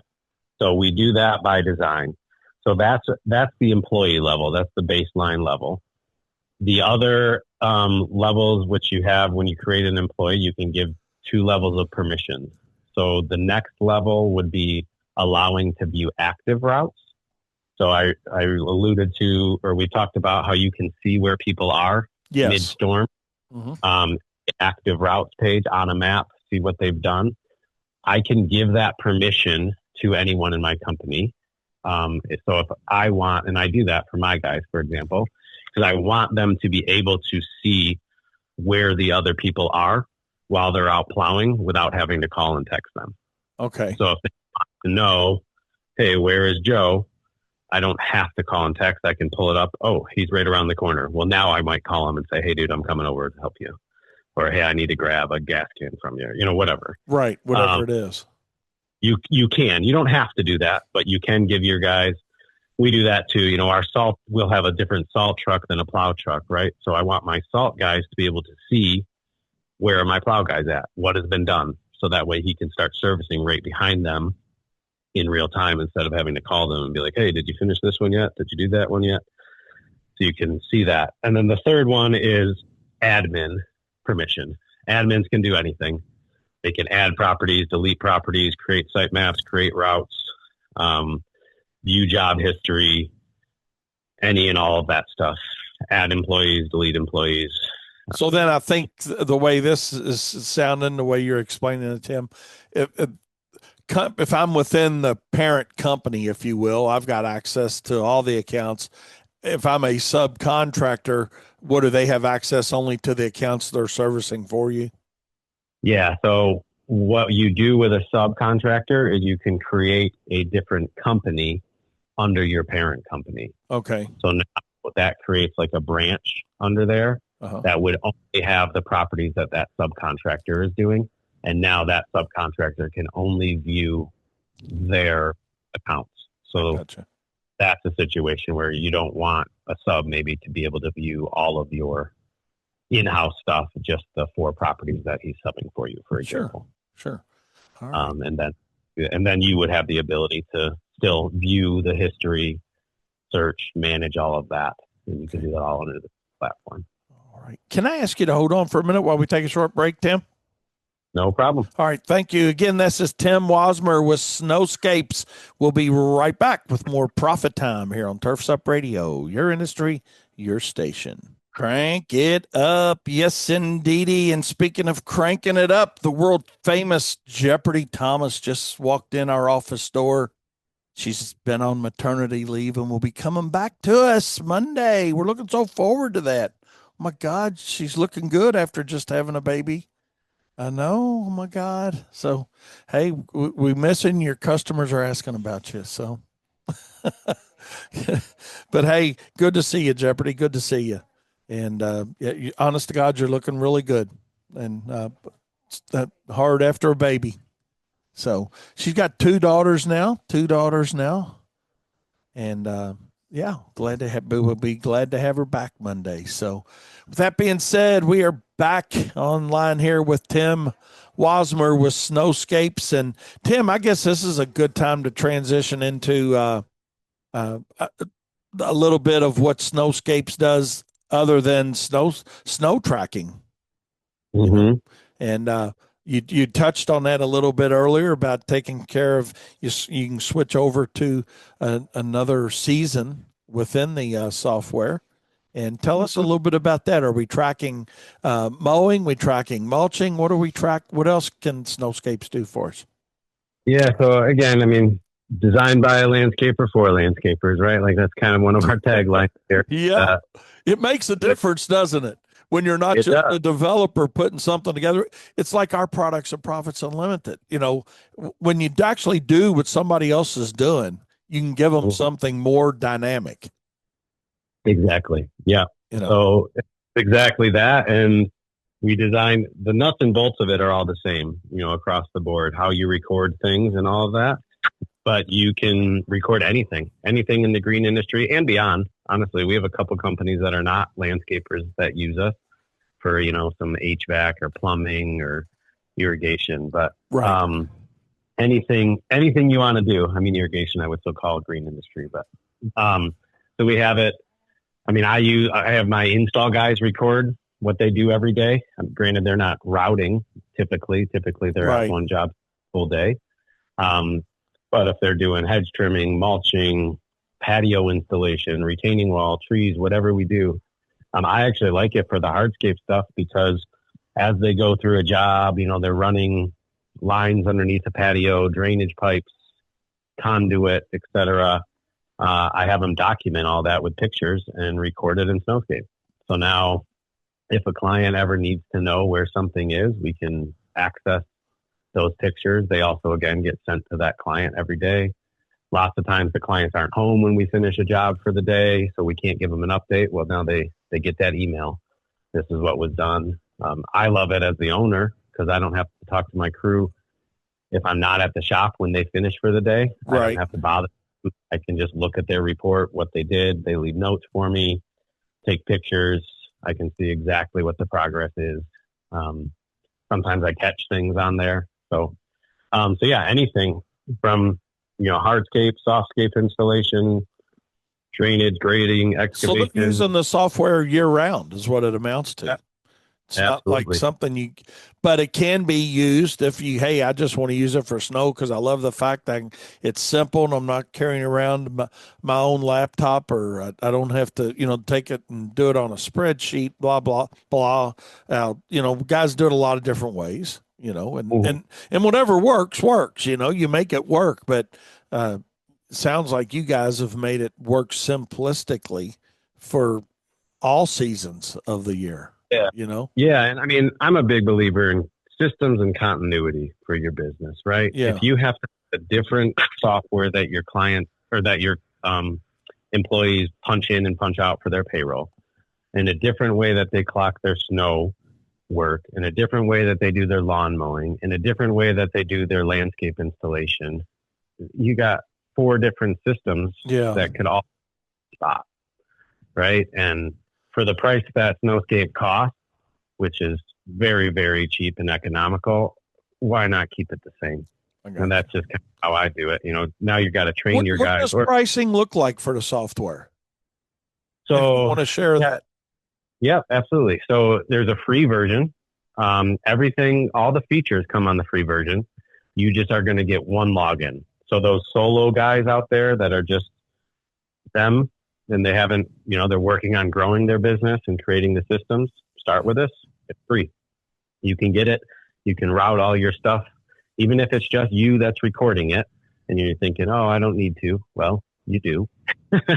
But just right. Put it in there and record it. Because again, what happens when you're sick and you need to have a friend help you with your route? Well, now it's all right there for them. Or again, as you grow. So, and again, having digital records. So free for one user. It's $11.99 per month per user. So if you have 2 users, you would just pay for 2. But then once you get past, kind of those first initial smaller companies, then we have tiers. So the first tier is up to 20 users. So basically that would be, and that's $89 a month. So once you get past paying for 6 users, you're better off getting the first tier to give you up to 20 users. The next tier would be up to 100 users. I got and the next 300. So, again, most companies fall into our first tier, which is called our team subscription, and that gives you up to 20 users. That's $89 a month for 20 users. Now, is the data that's stored, is it stored on iCloud or is it, or do I have to take that data from once I run that route and then I get it back in my office and then I store it on my computer, or how's the data stored and how long do I have access to it through Snowscapes? So it is stored in the Snowscape server forever. So as long as you have an account, you can access it. And even guys that, only use it in the winter, I say, don't cancel your account. Just go back, downgrade your subscription to the free plan. Get rid of your extra users, keep your main login. So that way your account is active. So you can, and everything's there for you. Yeah. It's for you for looking back, because we all know those slip and falls, they don't come in February. You hear about them in August. Yeah, that's right. And I think that's a very good point for you guys listening to us that may not know about that. Find out what the statute of limitation is in your state, and that's how long you need to keep those records and have them on hand. And I know us specifically, we take the time and service provided, and that becomes part of our invoicing to our client.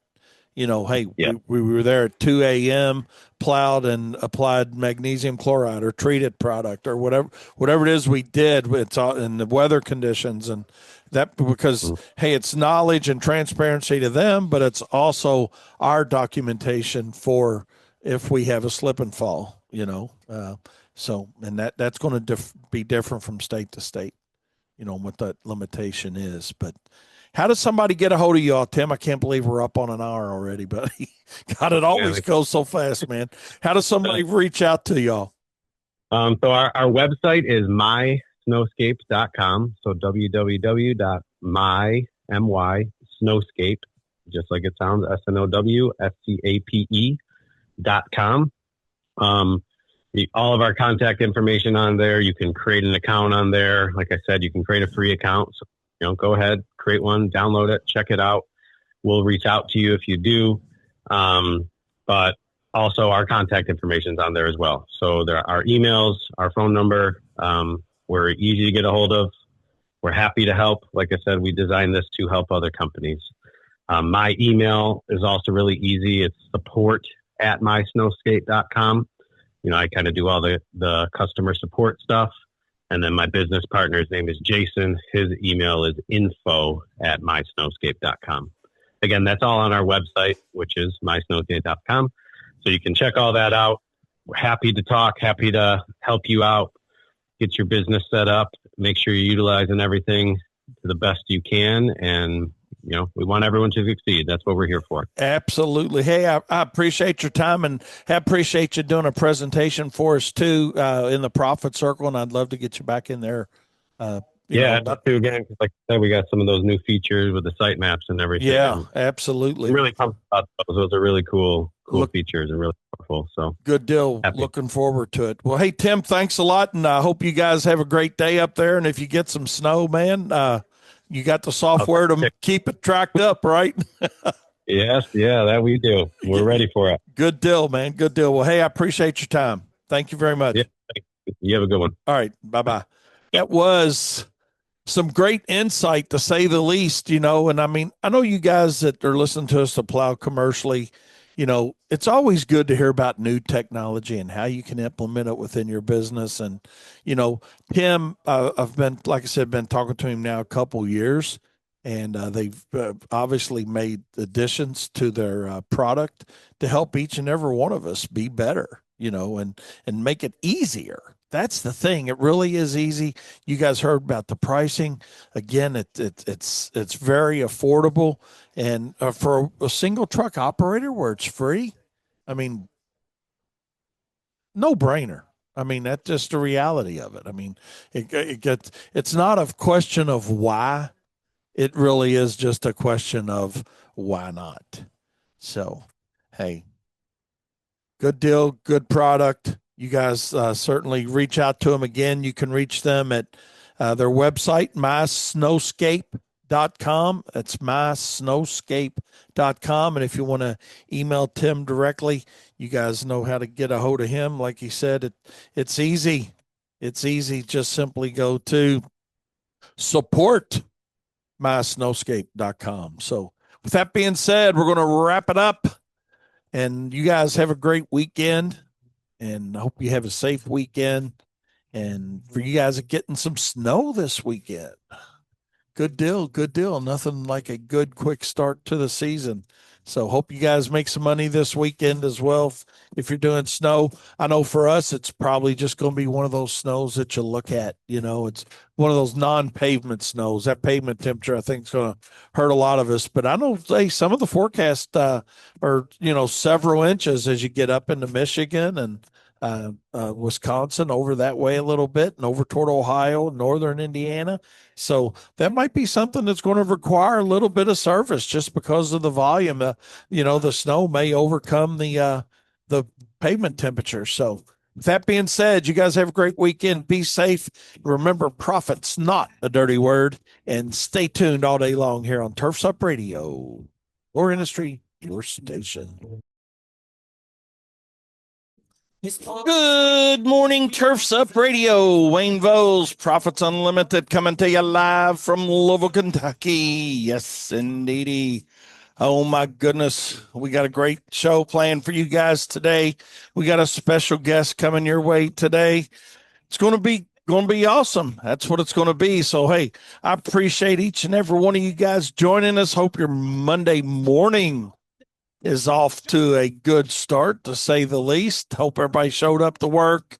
Hopefully you're out making $1 or $2 doing what it is that you like to do. So, that's what our plan is, to talk a little bit about profit time. Our special guest is going to talk about a way to help us make more money. So we're looking forward to that side of it. And going to share a little bit of what went on over the weekend. I appreciate your text already. Yes, indeedy, no doubt about it. But hey, it looks like we're going to have a good day. Weather-wise is cold. Weather-wise is pretty cool here, to say the least. We got temperatures in the mid-20s right now, rocking around. A little bit of snow. Got a little bit of snow going to be rolling through here. We actually got our first winter weather advisory going on. So, yay, we'll see how that pans out. Not expecting to get to do too much of anything from the zero side of snow today. So, but hey, it just means that here we are. What is today? November 10th. So we're 1/3 of the way through the month, and we got our first winter weather advisory. So we'll see what happens. We'll see what happens. There are a couple schools that have already closed. Crazy. I mean, it was, just they weren't expecting very narrow band of snow. I will say BAM told us all about it. Appreciate my buddies at BAM. They talked about, the snow squalls and potentially, some accumulating snows and road hazards. So these are areas that got the snow late last night into this morning while it was still dark out, had a little road impact. So kids are out of school just a couple counties away from us. Or late starts. I'm not sure exactly what it was. Wasn't paying that close of attention to it because it didn't matter to me, But that's what it is. And the funny thing about it is we've already had a couple leads for snow roll through our office this morning for, people panicking a little bit. Residentially, we don't do residential snow work. I mean, we got out of that business a long time ago. But, hey, for you guys to do it, hey, rock it out, do it. But, it's just not for us any longer. But, I'm not saying it shouldn't be for you, so don't send me any hate mail or, reach out to Turfs Up Radio and say, Wayne Voles is saying don't do driveways. No, I'm not. I'm saying do all the driveways you want. It keeps you busy. It keeps you off the good stuff. So, do them driveways. Heck yeah. But no, all joking aside, man, if you make your living doing driveways, make your living doing driveways. We're not talking about snow and ice management much today. But, yeah, it's cold, going to be a little bit of snow. Then not too long from now, we're going to be up in the 60s in a few days. So, hey, it's going to be a short lived experience for us at WLS. We decided to not call it a production day. Just weather was fine this morning. Could have easily got crews out and done a few things, but our buddies from BAM said, "Hey, we've got a really good chance of snow squalls rolling through," and we just didn't want to be involved in that. And knowing that we got 4 really great days of weather coming, and get start stop for what we got going on. So that was our choice to make. So that's what we did. So hopefully you made a good choice on what you're doing. Had a great weekend. Friday night started off awesome for me, man. I got to go to my granddaughter's little basketball game, and she hit a buzzer beater at the end of the game. It was so cool. And the funny part about it is y'all expected me to say, "Oh, buzzer beater," and they win the game. No, they got beat by 30, literally. But she did have a buzzer beater, so it was pretty cool. And the thing is, she didn't even know it. They just threw the ball in, she shot it, and it went in, and then the horn went off, and by golly, it was exciting. So anyway, so even though they got beat like drums, the good part about it is in this Catholic school league that she plays in, they still play with a scoreboard, so they know who wins, who loses.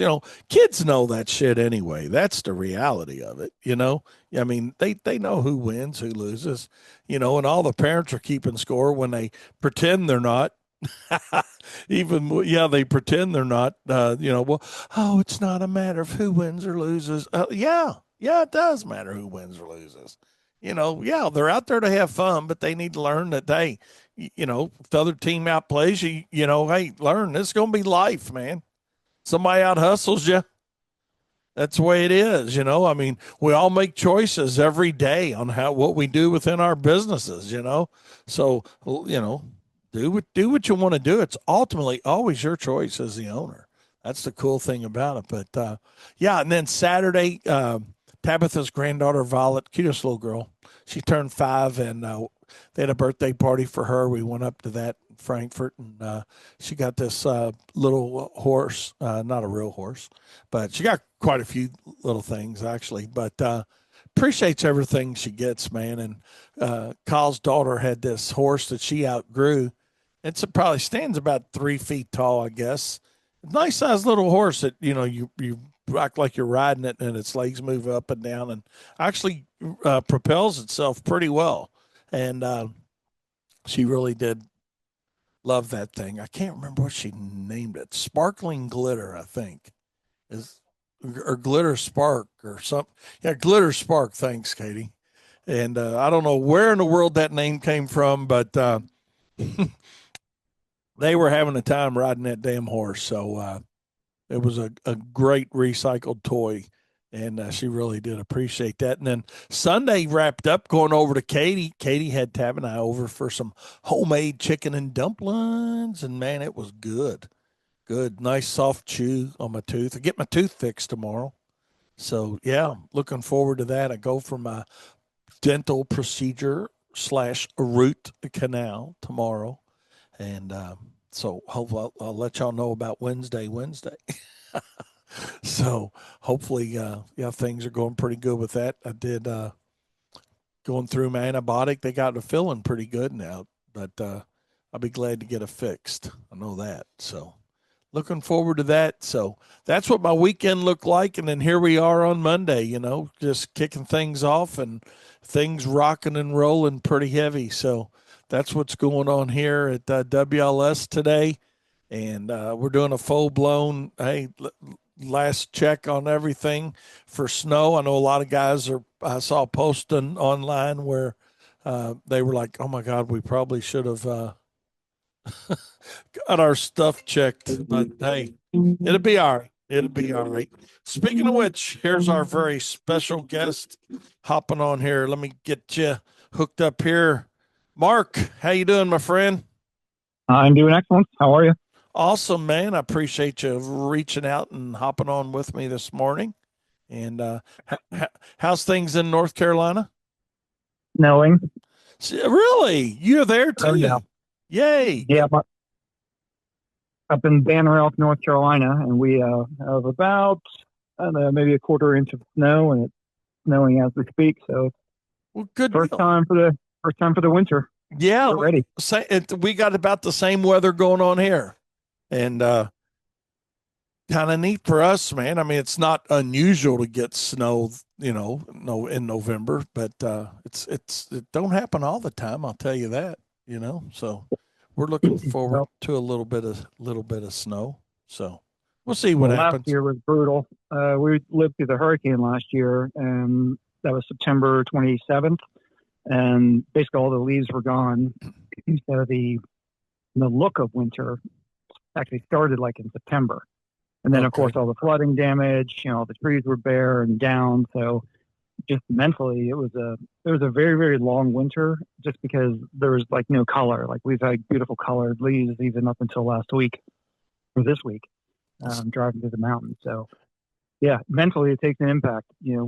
with everything being dead and brown, for that long. Yeah. It's funny that you mentioned the leaves because around here we still got quite a few leaves on our trees, and it's not very often that you get to see the snow with the color of the fall going on, and it's really really cool. And we're actually just now beginning to get some flurries. Ours is supposed to be like between now and say 2 or 3 o'clock this afternoon, but I'm looking forward to it because what we've seen on like our local news, like some surrounding counties just north and west of us, where they've had half inch of snow.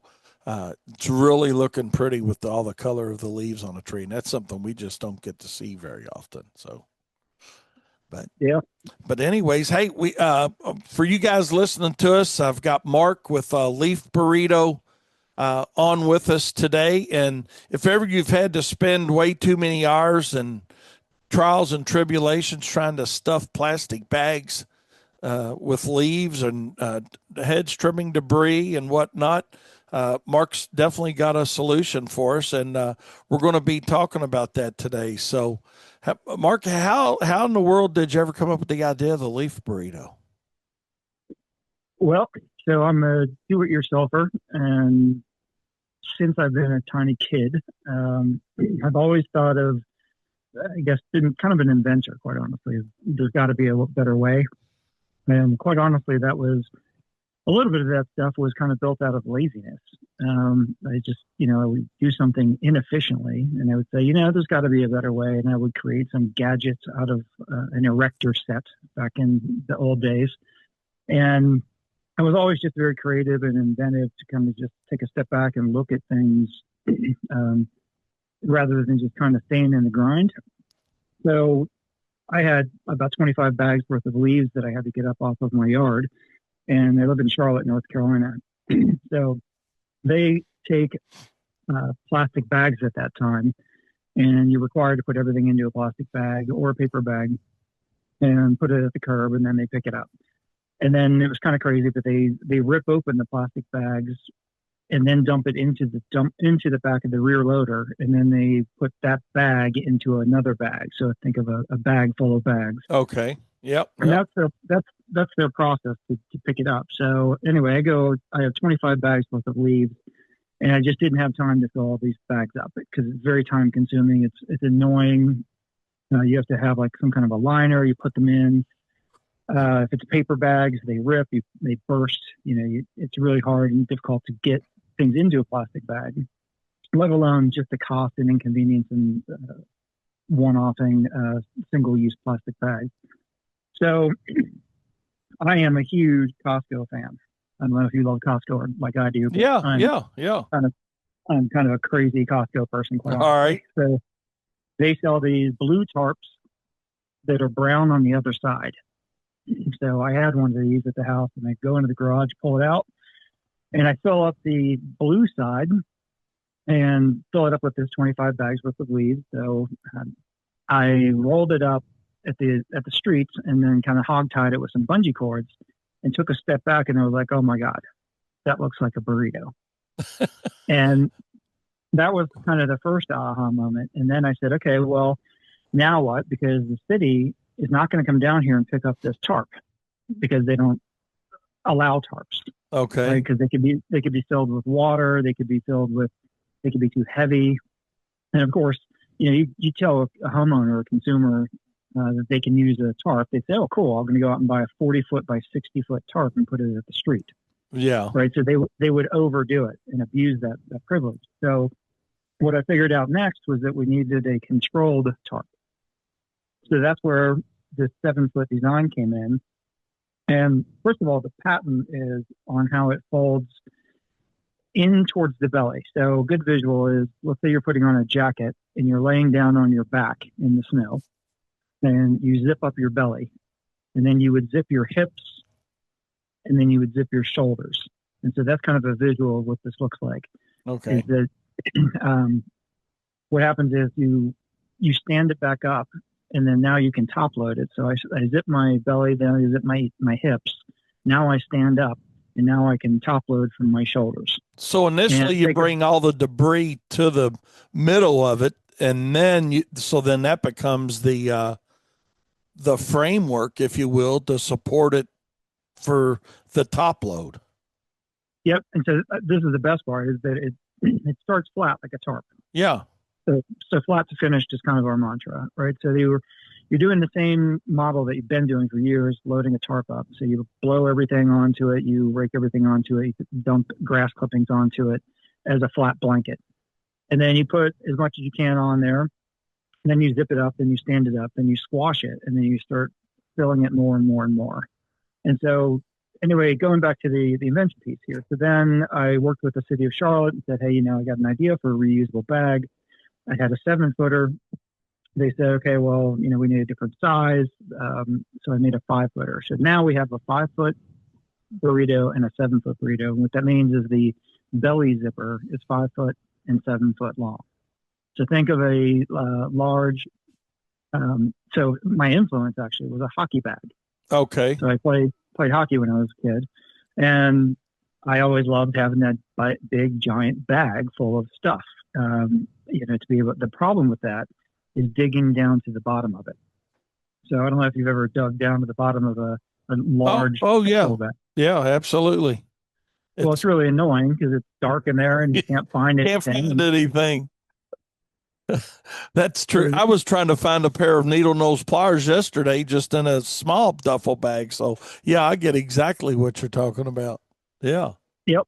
And so that's where the other big aha moment is that, hey, why don't we have this thing open flat? And so the short zippers, what happens with those is let's say you zip up your belly zipper on your jacket, your 2 zippers are going to go from your left hip to the middle, and then your right hip to the middle. So think of these 2 short zippers coming in towards the middle. So there's 5 zippers on the bag, and that's what allows it to go from flat to folded up. So unlike a sleeping bag, which would fold in half, that would be more of like a taco, right? Okay. So yep. Now we're going to fold this thing toward the middle, and what that does is it opens up a bunch of different opportunities of different ways to use the zipper. So, for example, you can zip multiple burritos together, and that creates a long drag or a long trailer cover. All right. So now you have, picture a 7-foot by 7.33 foot blanket. Basically, you can zip another one together. So now you have. Well, let me ask you this, Mark. You said the zipper itself is like 5 or 7 feet. How big is the tarp opened up? That same tarp, about? It's going to be 7.33 feet wide. Okay. All right. So, and then I saw on your website where you connect the tarp, you can zip these tarps together. Yep. So that's what you're talking about right now. Is the process of, if you want something larger, you can connect them together then, correct? Correct. Okay. And so let's go back to the construction of it. So the other piece of the big piece was the mesh. So I ended up going through multiple iterations and came up with a proprietary mesh. It's what I call industrial grade mesh. And at the trade show, what we do is we actually have a pair of scissors there, and we have a piece of mesh, and we cut it. And we have really big people try to rip it, and they can't. So even if it gets like a tiny little nick in it, so for example, throwing it on your trailer, there might be a sharp edge or something like that, and you Right. make it. It's not going to keep running. But it's a super strong porous mesh, and you can see through it. Air blows through it, water goes through it, and then it's heavy duty zippers. So think of the zippers that are on like a wedding tent, like that really heavy duty. Okay. They're called number 10 Vislon UV coated zippers. So what this is basically an industrial strength porous zippered mesh bag with handles. And so the handles are the key. So we come back full circle to ergonomics. So the problem with the tarp, my Costco tarp, I fold this thing up. Well, there's no way to keep it closed, right? So now I'm using twine, I'm using bungee cords, I'm using rope, I'm using some other gadget to Trying to tie keep this everything contained in it. Yep. And even if you gotcha. do get it threaded through the grommets, usually those aren't enough. So there's material that's going to fall out because the grommets aren't every few inches, right? Like a shoe. All right. So, and then the other problem is the tarp doesn't have handles. Okay. So now what is the reason why a tarp rips is not, it rips because you can't pick it up because it's not ergonomic to pick it up. Okay. So what do? You drag it. And so the whole premise of this whole product is to component orient the bulk where you have handles and you're able to pick this thing up ergonomically. So think of a good word might be bucket brigade. Another good visual might be All right. carrying bags of concrete.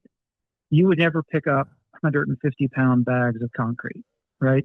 So Right. instead, what you do is you take your pressure off and you buy 50-pound bags and you carry 3 of them instead. And so that's kind of the physics and ergonomics of it. And if you're out working in the heat all day and you just don't want the fatigue, you don't want to be lifting 500-pound tarps, for example. It's dangerous to the workers. You can rip your shoulders out. You can hurt your back. If somebody's back's out, you're done. Your season's over. Rotator cuff injuries, stuff like that. So then you look at how to get some jobs. You can just take it to the backyard and dump it. That's great. But a lot of times you can't do that. So now the next step is you have to take it away. And so that's another really big piece where Leaf Burrito comes in, is that we kind of have a mantra of we're the last mile for material. And so everything out there cuts, mows, blows, chops, snips, collects, puts it into a pile. But now what? And a lot of times, I think, as you know, running a vacuum truck is very expensive.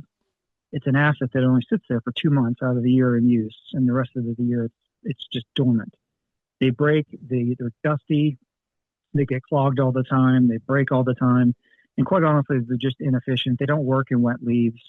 So I'm sure you've seen all these guys with the big elephant trunk driving down the street trying to suck up wet leaves.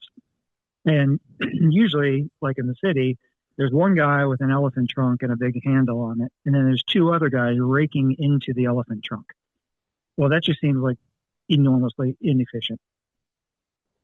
And they spent an hour blowing this giant pile of leaves the size of a semi-truck from the backyard to the front yard with 12 backpack blowers. So the goal here is to kind of component orient this. So visualize a 2-acre property. You throw 4 burritos in each of the corners. You do all your collective stuff, mow the grass, pull the weeds, blow everything out, put it into these 4 burritos. Last thing you're doing is burritoing up the debris, throwing it on the trailer, and you're out of there. Okay. Yep. So if a person, help me understand this a little bit, then once they've got their 4 burritos full, what are they doing to get rid of the debris? Well, if you look at, again, every situation is going to be different. Some people have compost facilities. Some people have their own mulching compost area at their business. Because that's, and yeah. So all right. the unloading piece is just as efficient. So if you think about, if you threw all these leaves into a tarp on the front of your trailer, and then you tried to hog tie this thing, and now you're driving down the road, everything's flying off, and now you get to the composting area. Now what? Now people, I've seen them hitting this with pitchforks. I've seen them using backpack blowers for 20, 30 minutes, blowing it off the trailer. You have a dump trailer, that's great because you can just pull up and dump. So if you don't have that, you just have your truck and you're pulling a trailer. Now what you do is unzip the two short sides, so the hips, and you grab the shoulder straps and you kick it. And so visualize taking a pillow out of a pillowcase. You grab the ends of it, you shake it out. So now I drive to my compost area. I have my 4 to 6 burritos sitting on my trailer. I unzip, kick it, flip it, gone in seconds. I gotcha. The burritos are porous. You just fold down like a bath towel. So now you can basically fold them a couple times and they sit small. And they aren't going to blow off your trailer because they're porous. So that's another big issue and danger with tarps is that the tarps are going to act like parachutes, especially if you end up on the highway. Mm-hmm. When really let me ask you this, and again, I think I can't remember 100% when I was looking at your website on this. Can a person use it to enclose a trailer if they are vacuuming after the fact? They could. You can zip multiple burritos together. So let's say the 2 7-footers. The male zipper would connect with the female zipper of the next one. And so now you have basically a 15-foot by 7-foot blanket that would go tarp that would go over top of the truck, and then it has all the handles everywhere. So now you have all these great tie down points. And the mesh, it's actually a 10 by 10 construction, which means that there's 10 threads per inch, and that means that you can basically see through this thing. And so the airflow and all is going to be really good for it.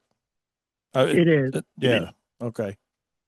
So now, I will have to say, if you're using a high-powered vacuum, those are going to basically pulverize the leaves into dust. And so a lot of times you do need to have some kind of a smaller porous material so that the dust isn't blowing everywhere. Right. So leaf burrito is almost more designed to let like a little bit of dirt and debris out. So let's just say you loaded plants. You were digging out a plant and you could put some dirt in this thing and you lay it down next to a plant, you dig a big hole, you throw the dirt onto the burrito, and just a little bit is going to fall out, just a tiny bit. But that's intentional. We want all of that stuff to fall out. But it's not going to be like an N95 mask where this is going to keep out all the dust. Okay.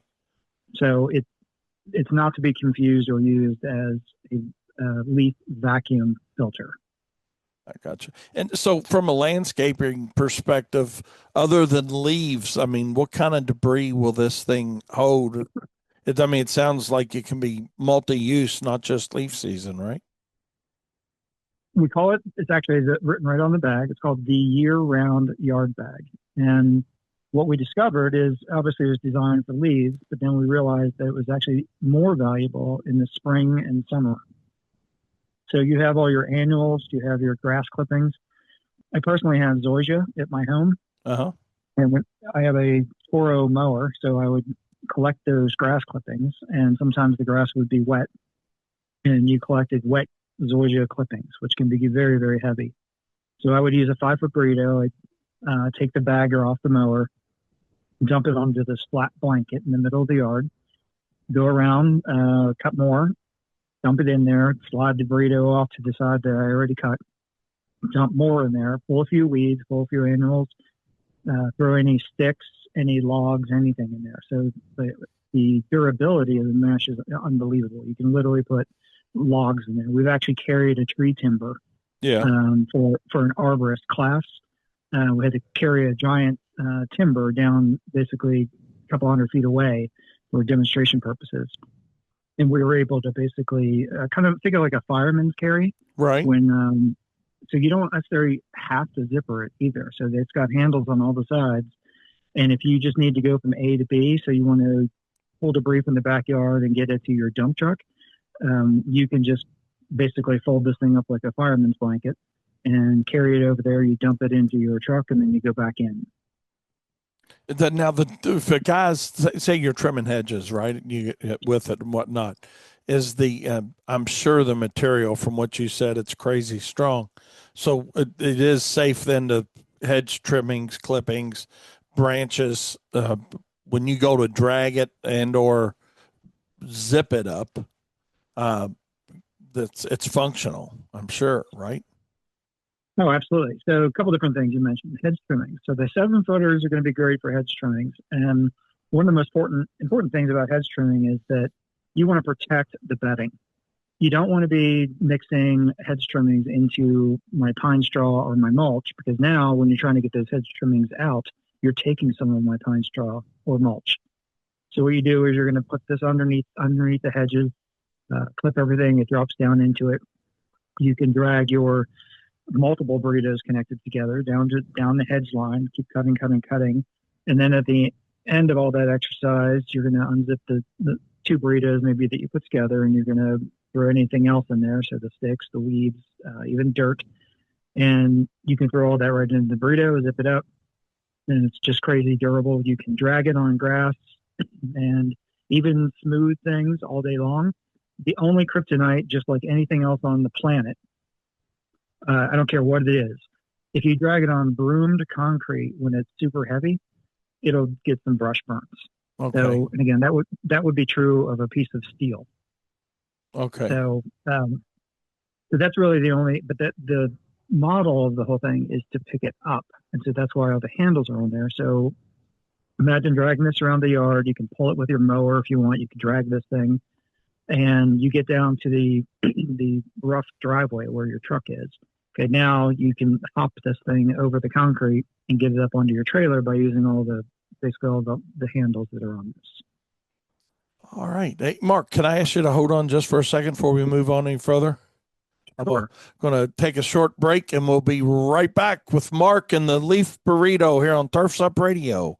Your industry, your station. Welcome back to Profit Time here on Turfs Up Radio.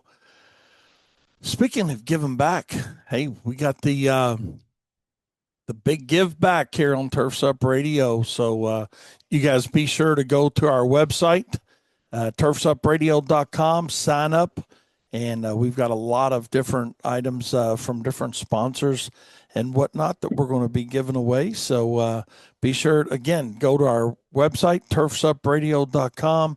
You'll see where you can register there, and we're going to be drawing during the day on our live shows for a lot of things that our suppliers and or our sponsors here on Turfs Up are going to let us have to give away to our listeners. And the only caveat to it is you got to be listening live to win. So it's one of those things. So, Mark, hey, appreciate you letting me take a short break there, my friend. And Sure. Good. yeah, good deal. So as far as landscapers using it in the field and the durability, obviously sounds like you've got that figured out with it as well. How much time do you think you're saving? Because it's all about time, right? And then it was a need-based item here. What kind of feedback are you getting from commercial contractors? Is, hey, we're using it for trimming our hedges, we're using it for leaves. How creative are some of the commercial landscapers getting and using your product? I'm sure you got to hear a lot of different stories for sure. We do, and so the productivity is at least twice as fast. So there's obviously different applications, but one of the big things that you think about, let's just say that you had no tarp, you had no anything. What you would do is you would trim your hedges, you cut your grass, you pull weeds, you do all this stuff, and then you blow it into a pile. So first of all, blowing is completely inefficient to a point, right? So you can blow it into an area. And so think of how they make hay, right? So they cut the hay, and then they use a machine that puts it into rows, and then they come by with another machine that collects it in bales, right? So that is the most efficient way to collect stuff.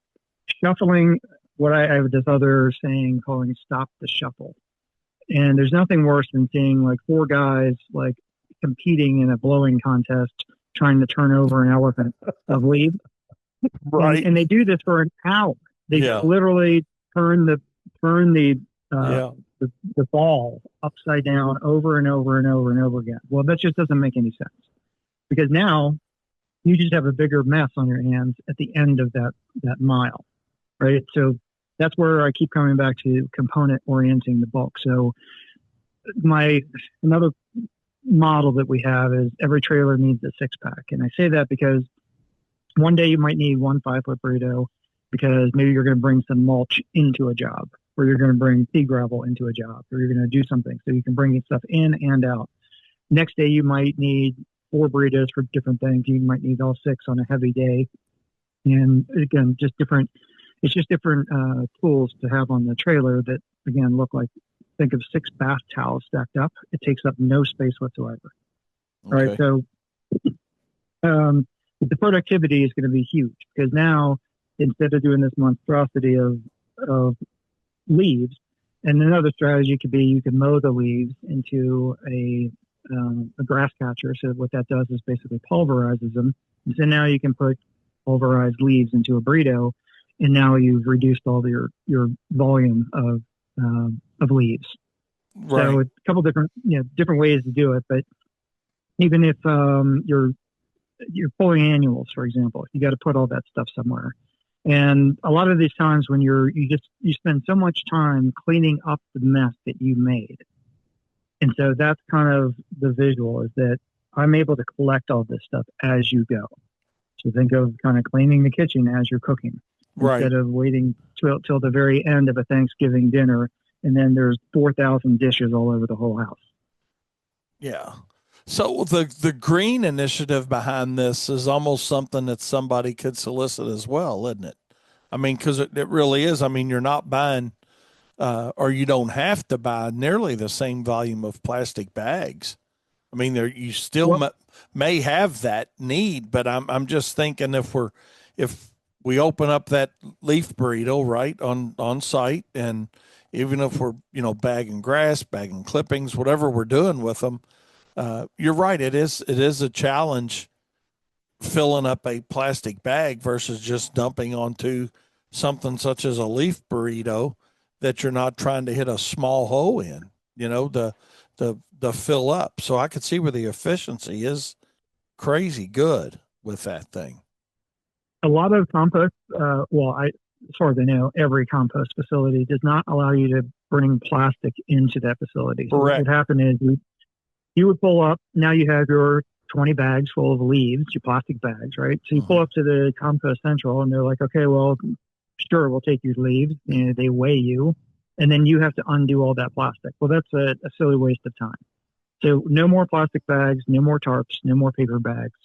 You might need I've asked tons and tons of my customers, like, have you ever bought a tarp since you bought a leaf burrito? And the answer is occasionally, like if we need to waterproof something. Yeah. So like if they need to cover a piece of equipment or something like up. that. Yeah.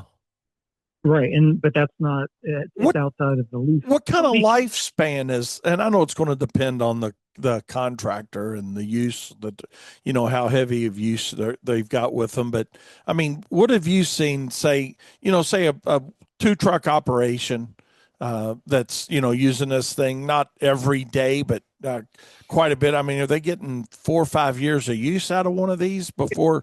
And what does happen to them? I mean, do they blow off the trailer because a guy didn't secure it, and that's why they're reordering, or what type of lifespan do these things have? Well, it's crazy. We actually have people from almost 9 years ago that still have theirs, and then they'll call us and say, we ran over the corner of it with a lawnmower, and can you fix it? And the answer is yes. And so we are technically a cut and sew shop, all made in Charlotte, North Carolina, in the USA here. And people send us burritos back occasionally, and we will replace the zipper. We'll patch any kind of holes in it. We can replace the handles. So we can literally kind of scarecrow the thing back together. And again, we almost consider it a 10+ year product. And just like anything else, like think of how many people own backpack blowers or weed eaters or anything else. If you take care of it, like just for example, if you throw your backpack blower onto the ground and crack the frame, well, shame on you. If you gently take care of your equipment, you'll keep that backpack blower for 15 minutes. Right. So the same thing goes. The only kryptonite for burritos, the only kryptonite is you can't drag a super heavy loaded burrito on broomed concrete. On broom concrete, like you said. That's it. Yeah. That's it. You can put bricks in there, rocks, no sharps, so no like metal scraps, for example. Right. You could put branches in there all day long, even if they have slightly pointy, like if you're pruning a tree. And we have arborists. Bartlett Trees uses these across the country, actually. So you can put trees in there, and it's unbelievably durable. The weight on there is at least 800 pounds, which is more than humans can carry. So we've seen people actually lifting these up with forklifts and tractor forks and everything else. So it's an insane durable product. It sounds like again, it. No, because we're pretty good as contractors trying to figure out, and I say this with all due respect to our industry, we're pretty good at trying to figure out how to tear something up, generally. Yeah. You know, I mean, it's like the Tonka test, you know, see if it can survive the Tonka test. But it sounds like you guys have done it with the leaf burrito for sure, man. Well, it's one of our challenges, quite honestly, is so when I invented this thing years ago, and I would start telling people about it, and they would look at me and they'd say, what is this? How does it work? And it's really kind of interesting. The best word I can use is revolutionary.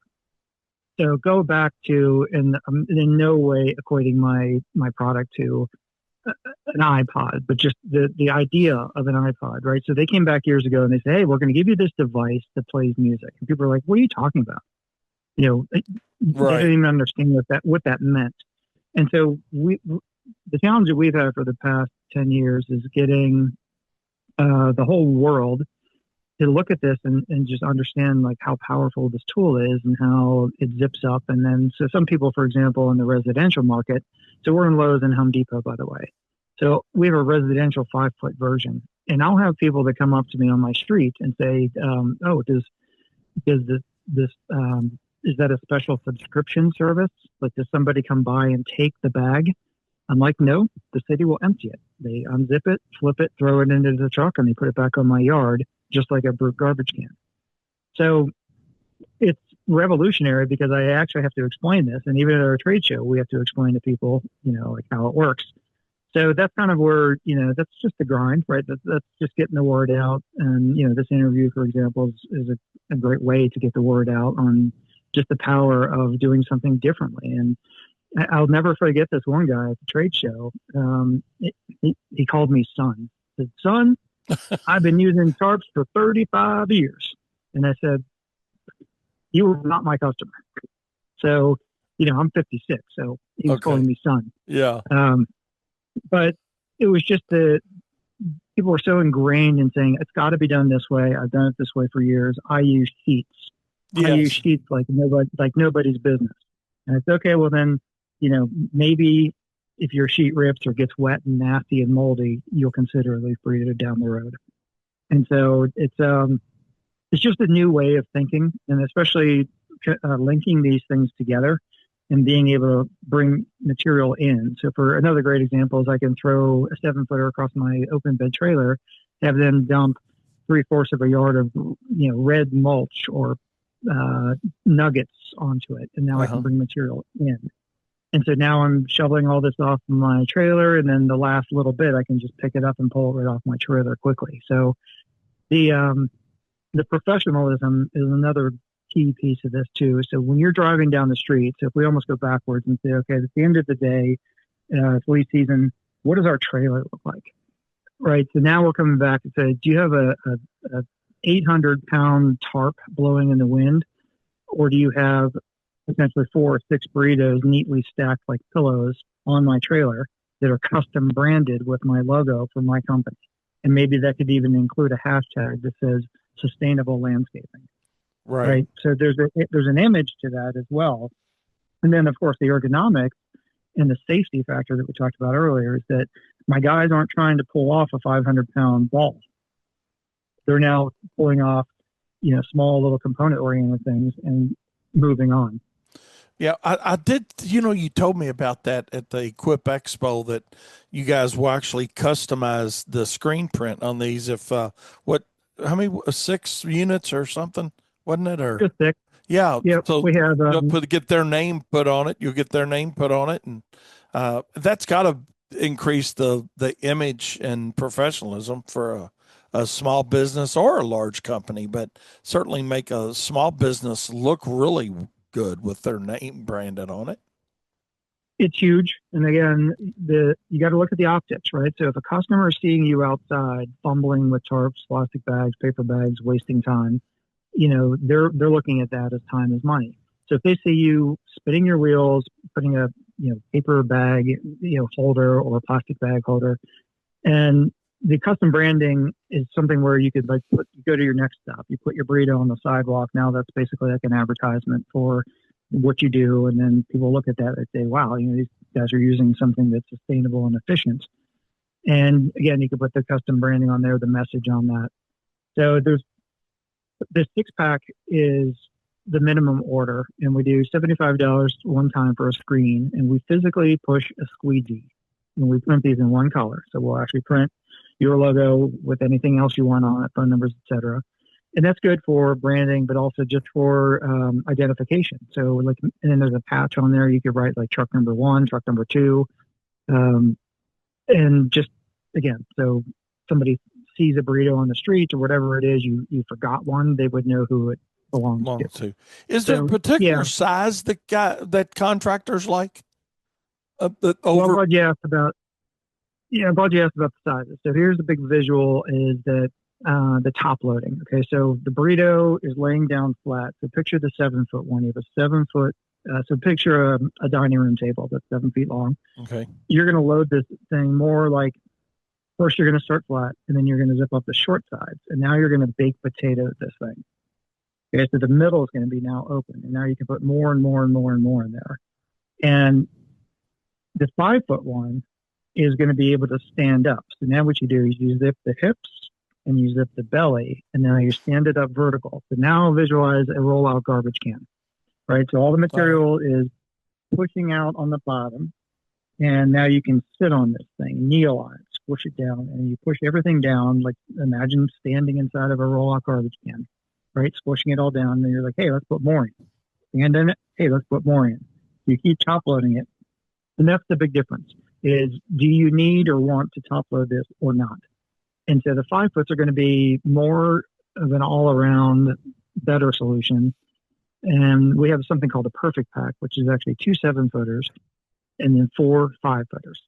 And the reason for that is the 2 7-footers can be zipped together to make a large cover or a large drag. And those are going to be good for head trimmings and lightweight material.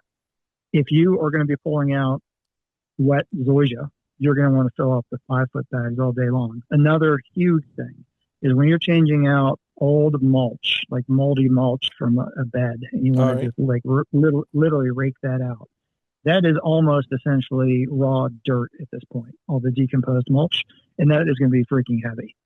And so the other big piece of this is that I hate to use this analogy, but not analogy, but the visual, but because we're on a radio, is another influence on this is the ergonomics of a body bag. Okay. And the reason that a body bag is designed the way that it is because that is the most efficient way to carry dead weight. Okay. Right? So we have the same handles on this thing. So imagine pulling out potentially 250 pounds worth of old mulch. And at the trade show, I'm 195. So I will get in the bag and have people pick me up and carry me around at the trade show. And then what the idea is that they're lifting with their legs. Okay, so now you bend down, you lift with your knees, you have your back straight, and now I can just lift this up to elbow height and get it up onto the trailer. I'm not lifting up over my head. I'm not doing anything crazy. And that's where a 7-footer could get really heavy if it was filled with zoysia clippings. It could potentially be 400 or 500 pounds. I got you. And then the other piece about carrying something. So if 2 guys are on both ends carrying something that's 5 foot long, it's going to be easy for us to keep it up off the ground. If 2 guys are carrying something that's 7 foot long, it's going to tend to want to drag on the ground in the middle because it's going to sag, right? And that's fine unless you get near broom concrete. So they're 2 totally different tools. I would say most of the time you're going to want a 5-footer, especially in springtime, summertime. And as we all know, the fall cleanup, you get the bulk, and you just got to embrace the suck.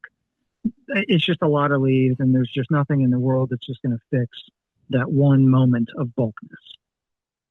So the 7-foots are going to do a great job, but we've had some people say, okay, well, they would buy like say one 7-footer, for example, and then they would just one of them, and then they would go use it, and they'd say, oh, this thing is too small. We use 40-foot by 40-foot tarps, and they kind of missed the whole point. Had they had a 6-pack of 7-footers on the truck, they would have nailed it. Right, because you can just join them together. Yeah. Yes, exactly. And so you're customizing your tarp, and you're right. I mean, I cannot tell you how many tarps I've bought over the course of 46 years in business, quite honestly. And it's like, as soon as you buy them, you know that it's wasted money. I mean, because they're not going to survive very long. They just, and it's, they don't sustainable consciousness about it. Yeah. They just don't live to play another day in most cases. You consider yourself lucky if you get through leaf season buying tarps one time, that. Well, pain to me is I go out and buy a $35, $40 tarp, and then days later I have to roll it up into a ball and put it into my trash can. Right. Like that's painful. That's painful to me. Yeah. And it's also just, reckless in a sense where, that's money down the drain. Yeah. And so that's again, one of the big benefits of this thing is that this is a 10+ year tool. Again, I can't tell you how many reorders we get. They get new fleets. The first thing they do is buy, bags for their new trailers, box trailers. That's the other piece is like, if you have box trailers, you don't want to put a giant loose debris in your nice clean trailer. You want to have everything nice and clean. I got you. Hey, I got a text, and I believe this guy's been serious about this, Mark, but I'm gonna share it with you. It says, tell him I said go blue. We need more go blue signs. Yeah, he's the let us guy know about. Oh, okay, all right. Yeah, I'm an Ohio State Buckeye. Oh, okay. Okay. So he's wanting this. All right, I got you. Fair enough. I was like, okay, I'm not even sure if I really want to answer this question or not. But hey, as we're up on the end of this, as we wrap it up, Mark, how does somebody get a hold of you? If they're interested in a leaf burrito, what's an easy way for them to check it out and get a hold of you? Well, a couple different ways. We're available at Lowe's and HomeDepot.com. We're in 21 different Lowe's stores right now, and just online at Home Depot and online at Lowe's. If you want custom branded bags, those would have to go through us. And so that's going to go through Leaf Burrito, BURRITO.com. And you can also buy those any of the bags from us directly. We also have additional products. So if you go to burritobrands.com, we have gear burrito, boat burrito, and beach burrito. So okay, we are basically in the porous bag market, the porous zippered bag market. But leafburrito.com, again, these are all handmade and hand screen printed right in Charlotte. Even if you go through Lowe's, we're basically drop shipping them from our factory. So yeah, leafburrito.com. And then we decided to throw you guys a bone, and we had a coupon code. Basically, it's called a campaign code on our website. And it's just Turfs Up is the code. And we're going to kind of extend our 15% discount. So this is like something we were doing with the trade show. Well, we appreciate also that. We're going to leave that up. We're probably just going to leave that up for a couple days. I'm thinking maybe today's Monday. We'll just leave it for maybe Tuesday, Wednesday. Okay. And deactivate that. So it's simply Turfs Up and TURFS up, and that'll be good for a 15% discount code on anything that they order with you guys. That's correct. I got you. All right. Well, good deal. And then like you heard me probably talking about on my on our break there, and was our big giveaway that we're doing here on Turfs Up Radio. If you would like to consider maybe one of those bags going to one of our listeners, certainly would appreciate that as well. So, absolutely. In fact, we'll do one 7-footer, one 5-footer. All right. Good deal. Well, we certainly appreciate that. And when we hop off here, Mark, I'll give you a call back if that's okay. As soon as I get off my show, and I'll get some information from you if that's okay. Excellent. Well, thank you so much for having me on, and good talk. Absolutely, Mark. I appreciate it, my friend, and we'll talk to you later and get you on again sometime. All right. Take care. All right. Thank you. That was Mark, the creator of Leaf Burrito, a very simple but very powerful solution for helping us all, cut costs, reduce waste, be more green, if you will, all those great things that we like to do, and sustainability. So check them out at leafburrito.com. Again, that's leafburrito.com. And if you use when you go to checkout, type in Turfs Up. That's TURFSUP, Turfs Up, and get your 15% discount. Hey, we all love discounts, right? And we all love to save money and get a great product in return for that. So, Mark, again, I want to thank you. I appreciate you hopping on with me today. Stay tuned for King Darren up next here at 11 a.m. on Turfs Up Radio. Your industry, your station. And remember, profit is not a dirty word. We'll see you Wednesday. We have got a great show going on today for you on this hump day. Can y'all believe it? My goodness, we're almost, halfway through November 12th. Time flies when you're having fun. Woo-hoo. Yes, indeedy. Oh, my goodness. Big shout out to Tabitha if you're listening, and all of our other listeners out there. Just thought I'd tell you hello. Appreciate everybody listening. And oh my goodness, we got 2,978 different things we're going to talk about today. And then I'm sure by the time y'all text me a couple times, we're going to have a few more topics to talk about. But hey, in the meantime, we have a whole sheet of things that I want to talk about. So you guys that are checking us out, on YouTube with this, man, we love you. Appreciate you. And be sure to like and follow us and just the whole crew here at Turfs Up, But hey, it is hump day, and a big shout out to nice weather this morning, man. We started the day off with I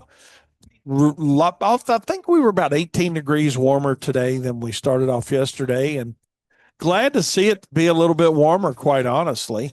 That's the reality of it. But because we got a whole lot of work we're trying to get done right now, like you guys, right? Hey, if it was easy, everybody do it. But yeah, we're going to talk about that too, and how the cold weather affects us, and the snow affected a lot of companies across the country, over the weekend and early part of the week. So we're going to talk a little bit about that today. We're going to talk a little bit about Aaron Walls and golly, the Purple Walrus, man. I can't say enough about that guy.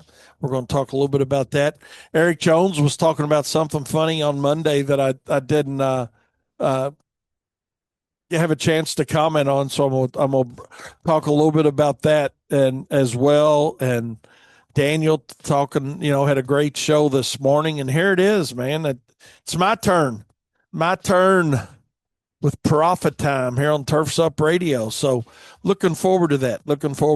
And like I said, our weather's outstanding. We're out doing a lot of good work today. We're out getting our fall fertilizer down, trying to get kind of close to getting that fall round of fertilizer completed. So we got Jeopardy back. Yeah, y'all probably heard me say that Monday, but we're glad to have her back, and her customers are glad to have her back.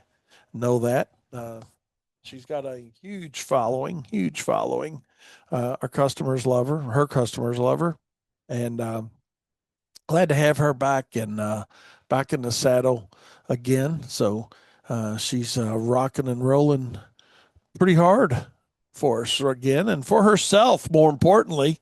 Makes it a great day, she said, to get back in and just get rolling around again. So I can't talk to that because I have no idea what it's like to have a child, and this is her second one, so this is not her first rodeo by any stretch of the imagination. But she she is back at it, and we certainly appreciate that she's back at it. We appreciate our whole team here at WLS, quite honestly, and everybody gets a great job done. We appreciate all of our subcontractors that make it all. It takes everybody, and that's the reality of it. Uh,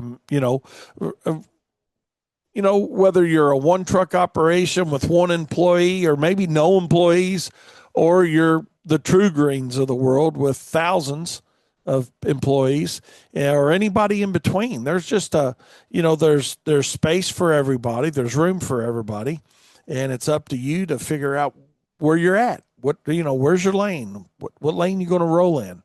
And one thing, and here I go off on my first tangent of the day. Can y'all believe it? Yeah, here we go. But one thing that amazes me about the lawn and landscaping industry, the fert and weed industry, just our industry, if you will. And I don't want you guys to take this as a negative, but I think you can understand where I'm coming from with it.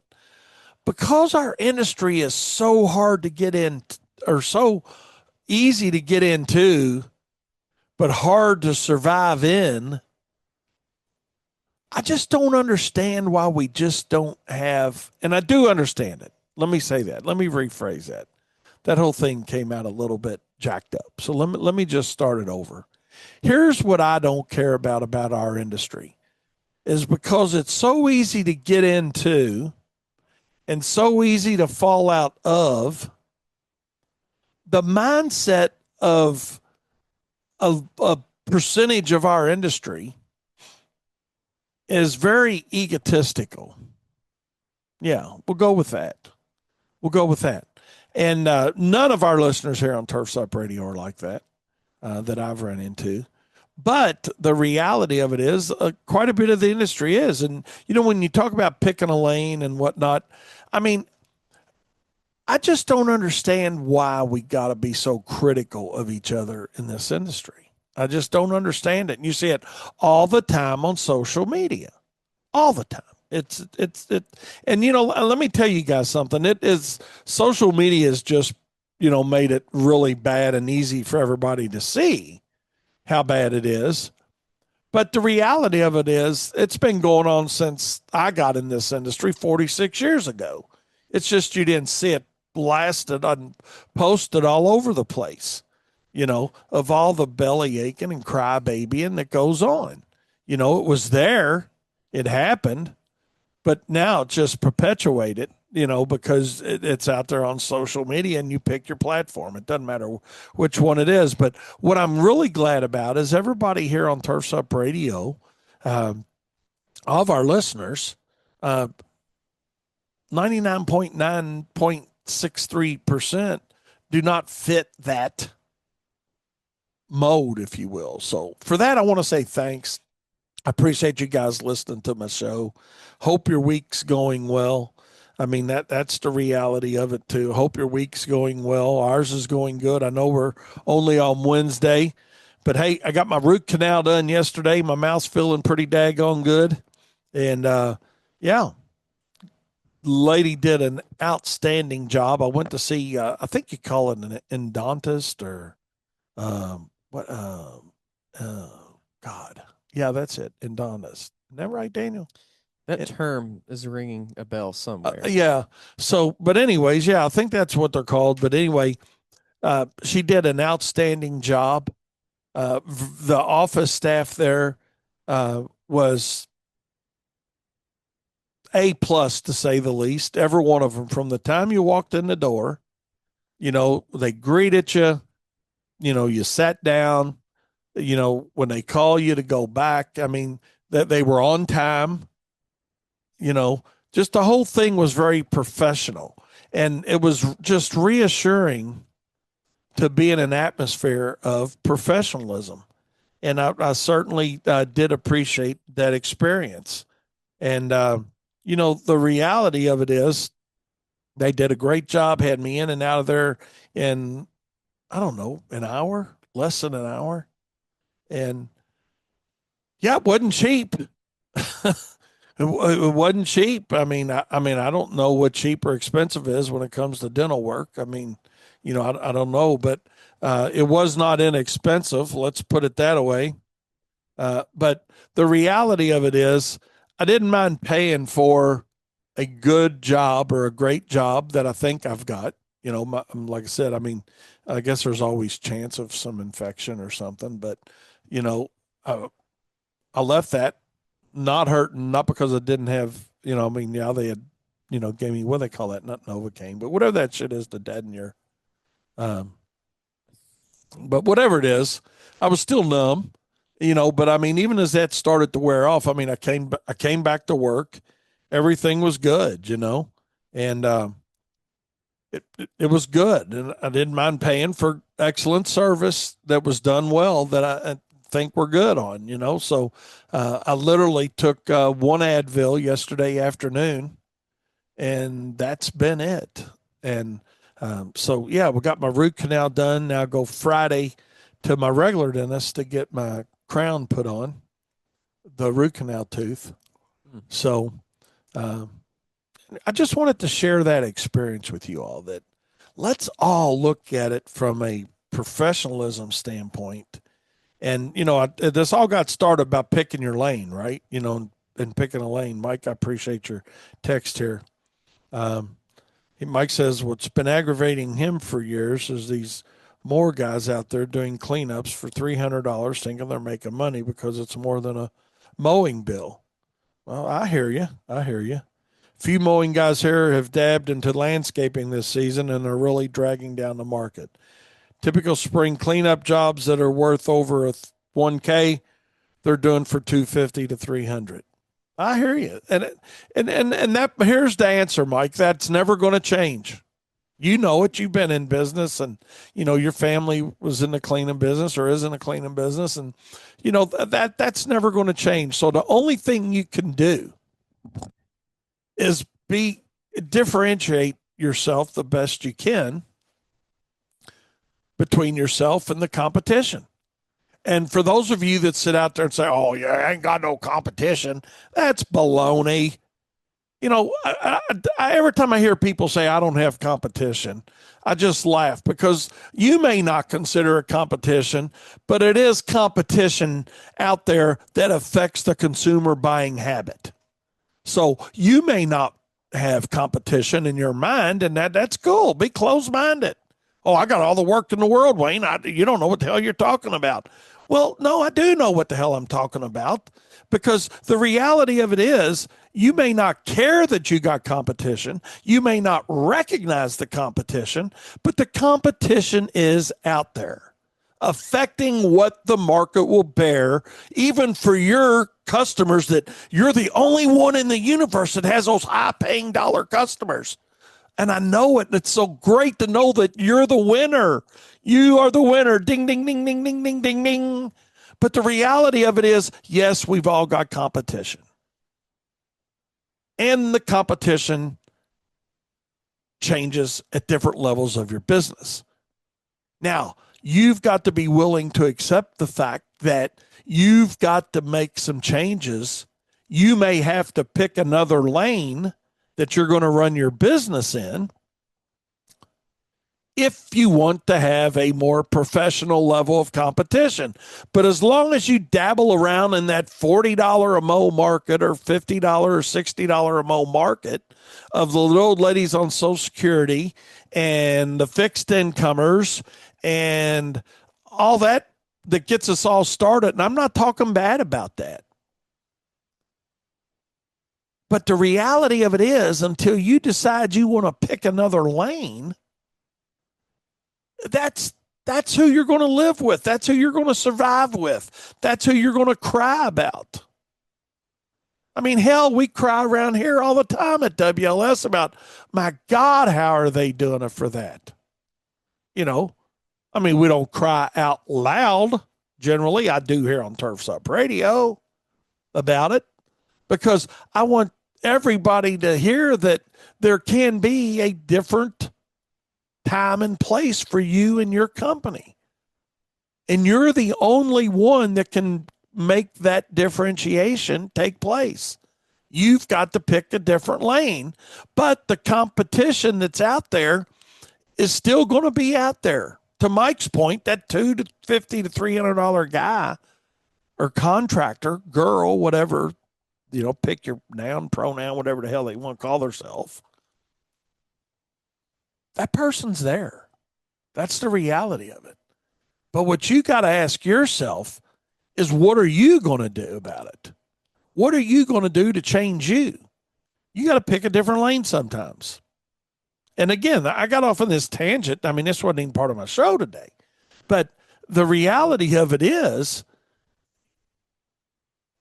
running your business is nothing more than an athletic track, if you will. Where you see going around a football field and you got 6 or 7 or 8 or 10 lanes, and runners are running around that lane, and you got somebody in the inside lane, somebody in the middle lane, everybody's in a different lane. And that's the way our businesses are.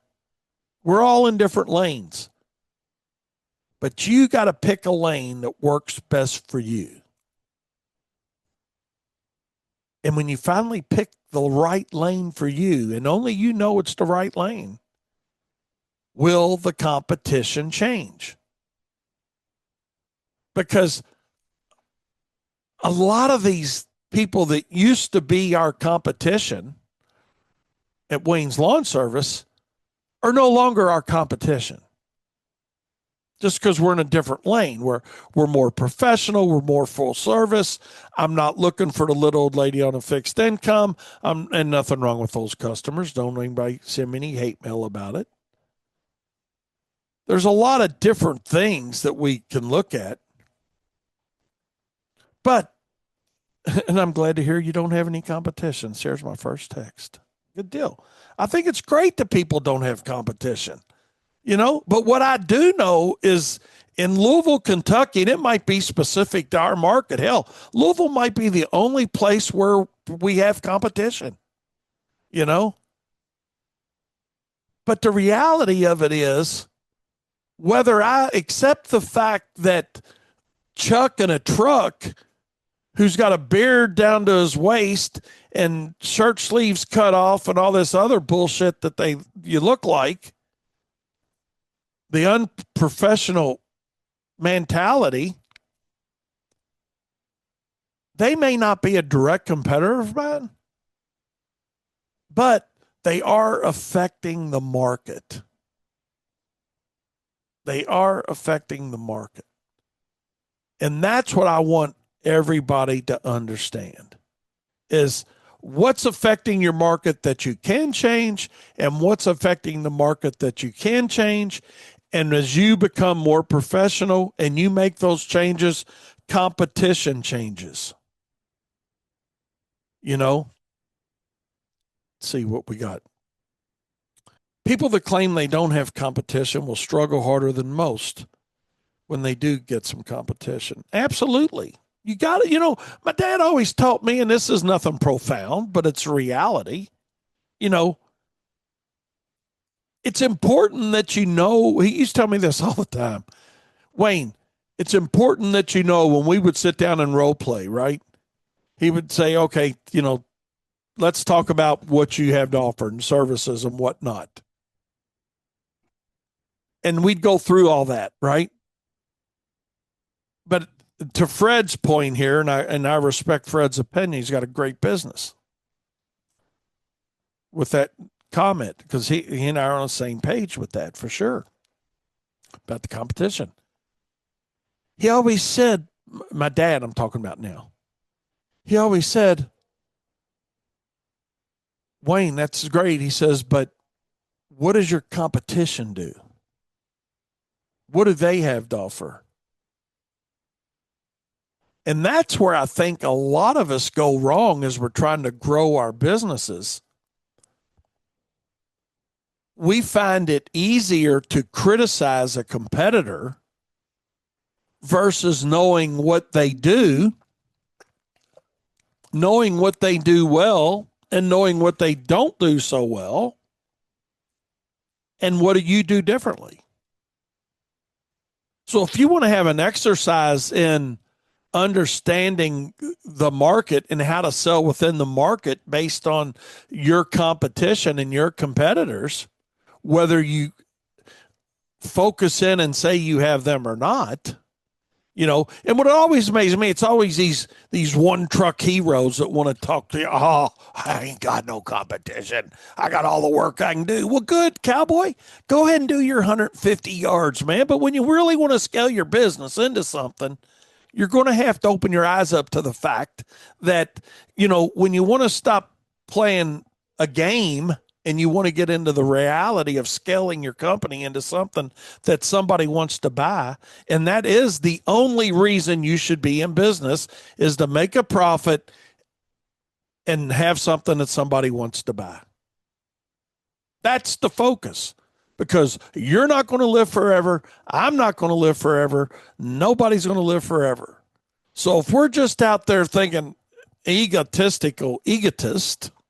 mindset of, I have no competitors, I don't care what my competition's doing, and I'm closed-minded to the whole thing because, hey, I'm king of the world.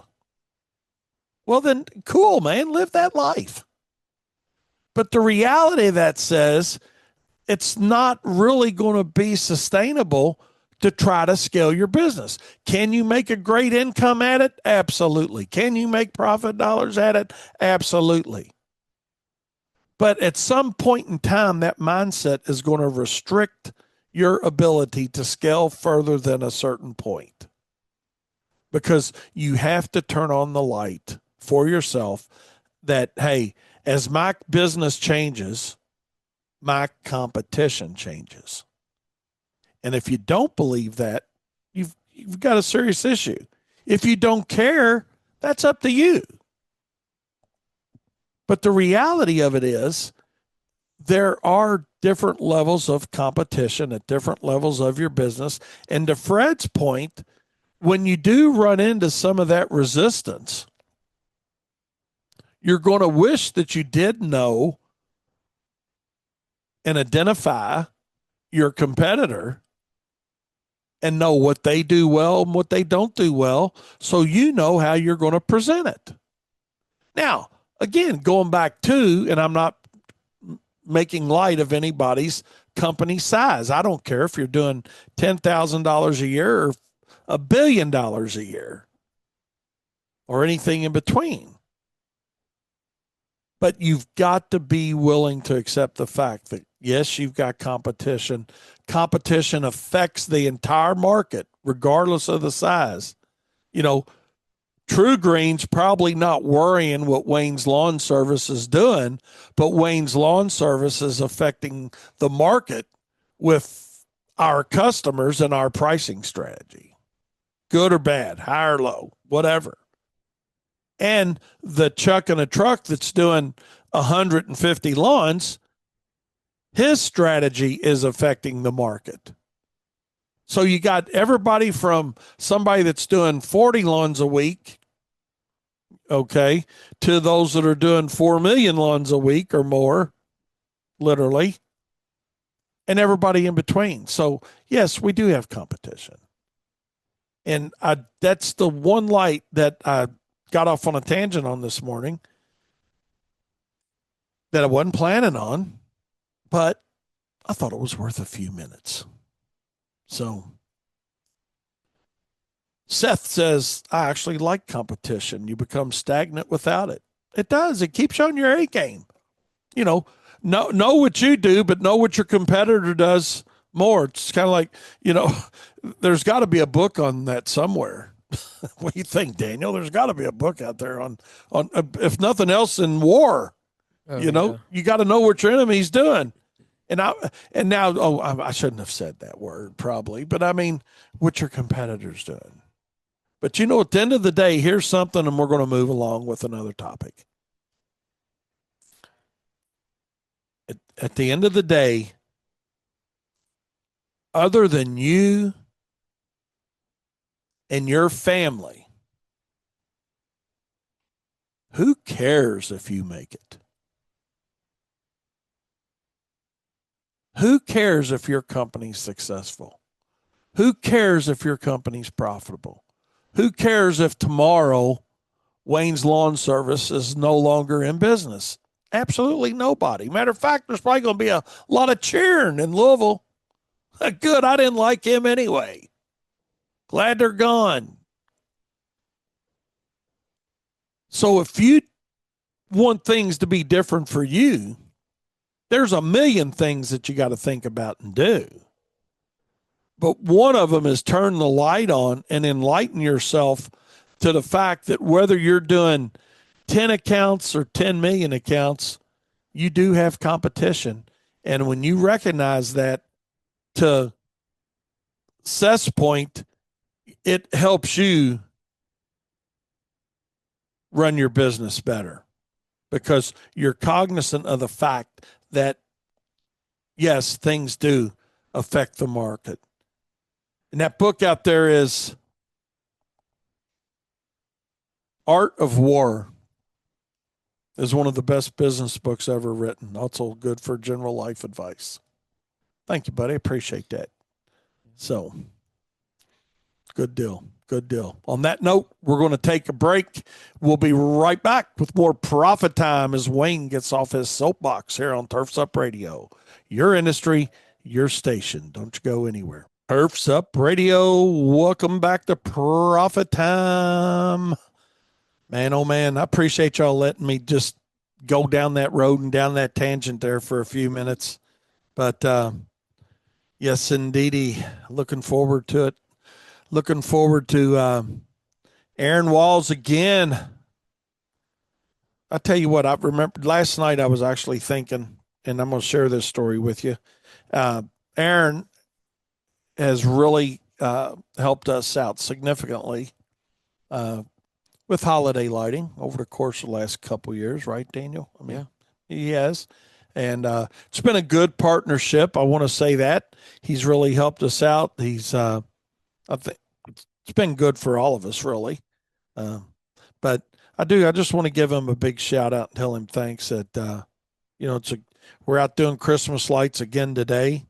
And Aaron and Caden, want to thank them for their help, coming up with us and us teaming up together and knocking quite a few jobs out. And it's really going good for us. So I don't know. My phone keeps recording everything I'm saying. That's pretty good. Are you on a message?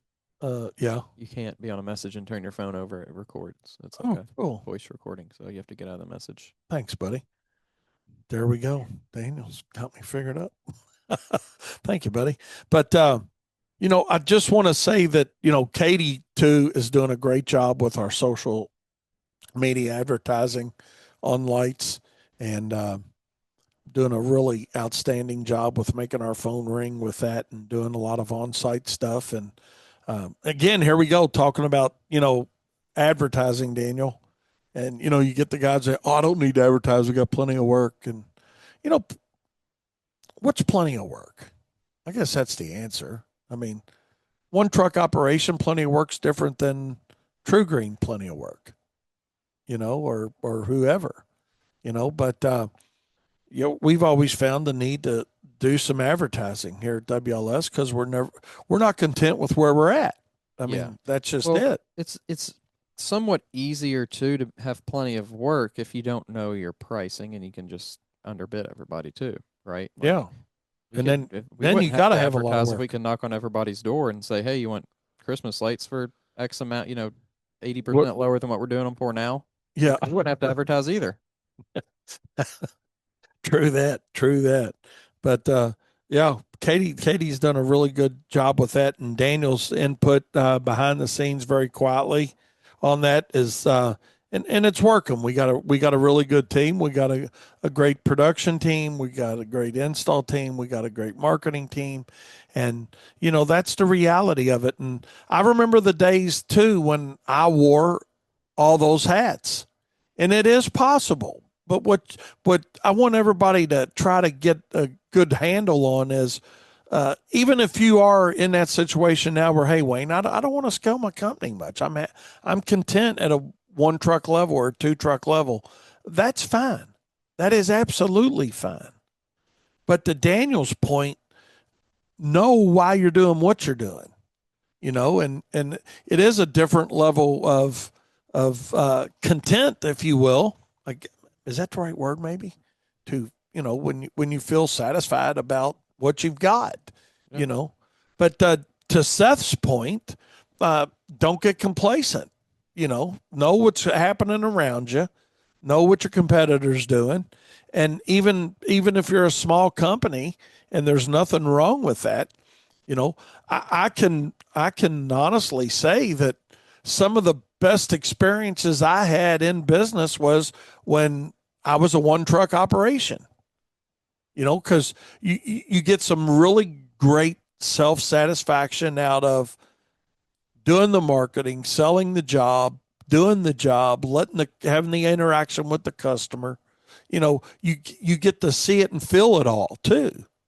And although some of those things are not tangible assets of your company, reality wise, they are. I mean, you've got intangible and tangible things that happen within your company. And, the intangible things are your branding per se, what people think about you. It goes back to Hecubus taught me many years ago. And as basic as it is, I never thought about it until he laid it out in simple terms for me that, you know, a customer's perception, because we were talking about perceived value and perception versus reality. But he said, Wayne, he said, your customer's perception is your reality. And that's true, Daniel. It really is. Yeah, I mean, well, customer experience isn't a tangible thing. You do tangible things to have a good customer experience, but the outcome is really an intangible asset to your business because that leads to loyalty and more business from single customers, which means, decreasing advertising cost and all the things that lead from that. So that's right. So many ones, it's like that song about the leg bones connected to the hip bone, it's all connected. But so many things within our businesses are not touchable. They're intangibles. Yeah. That you've got to really understand that. And that's probably a really good discussion to have, on the intangibles of your business, let's see. Mike said, being solo and small is doable. Being solo and small, not sustainable. Even racehorses get tired. And that's a really, really good analogy, Mike. I mean, that's it. It's, unless you've got an exit strategy as a 1 truck operation, this is a young man's game. It really is. I mean, equipment's made it a lot easier for all of us, right? And a lot less wear and tear on the body if we've got the right and utilizing the right equipment. But on the other hand, sometimes we just think, oh man, I'm not going to spend them. I'm not going to invest the money in that. I'm not. Why in the world do we want to get a mini trencher? Why do we want to get a geo ripper? Why do we want to get a fill in a blank? Whatever it is for your company. It's just cost us more money, and I don't need it. Well, maybe you do need it. Maybe you need to turn the light on a little bit and ask yourself, how much easier can I make my life as a small operation by having the proper equipment to get the job done right. I think Seth is a good example of that, and I'm sure he doesn't mind me sharing this about him when he bought his mini skid. Yeah, it's a significant investment. That kind of money is for most people. Hell, you talk about spending $30,000 to $60,000 on a mini skid, and yeah, it's a significant investment. But what are you able to accomplish with it? It goes back to being open minded. It's like us with Christmas lights. We were open minded enough, and like I said, we've added several different services here at WLS the last few years, just because it makes sense. We're not complacent. We don't have tunnel vision, and we're willing to look at different avenues for different revenue streams. And holiday lighting, Christmas lights was one of those. And what I think's cool with ours, Daniel, is we've been able to be very demographically inclined of who we want to target. Now, some of our social media ads, you can't control 100% of the demographic, even though you like to think you can have a pretty good handle on it. But, we do get those. We're like, oh my God, well, could you hang my lights? No. No, we're not going to hang your lights. Again, but just that's not our model. We don't want to be the guy that goes out hanging Walmart Christmas lights or nothing wrong with Walmart Christmas lights if you got them all over your house, but that's not us. That's not who we are. We decided to partner with Aaron Walls, and it works out good for both of us. Him and his son Caden. I mean, man, just Caden. Speaking of funny thing happened yesterday with Caden, Daniel.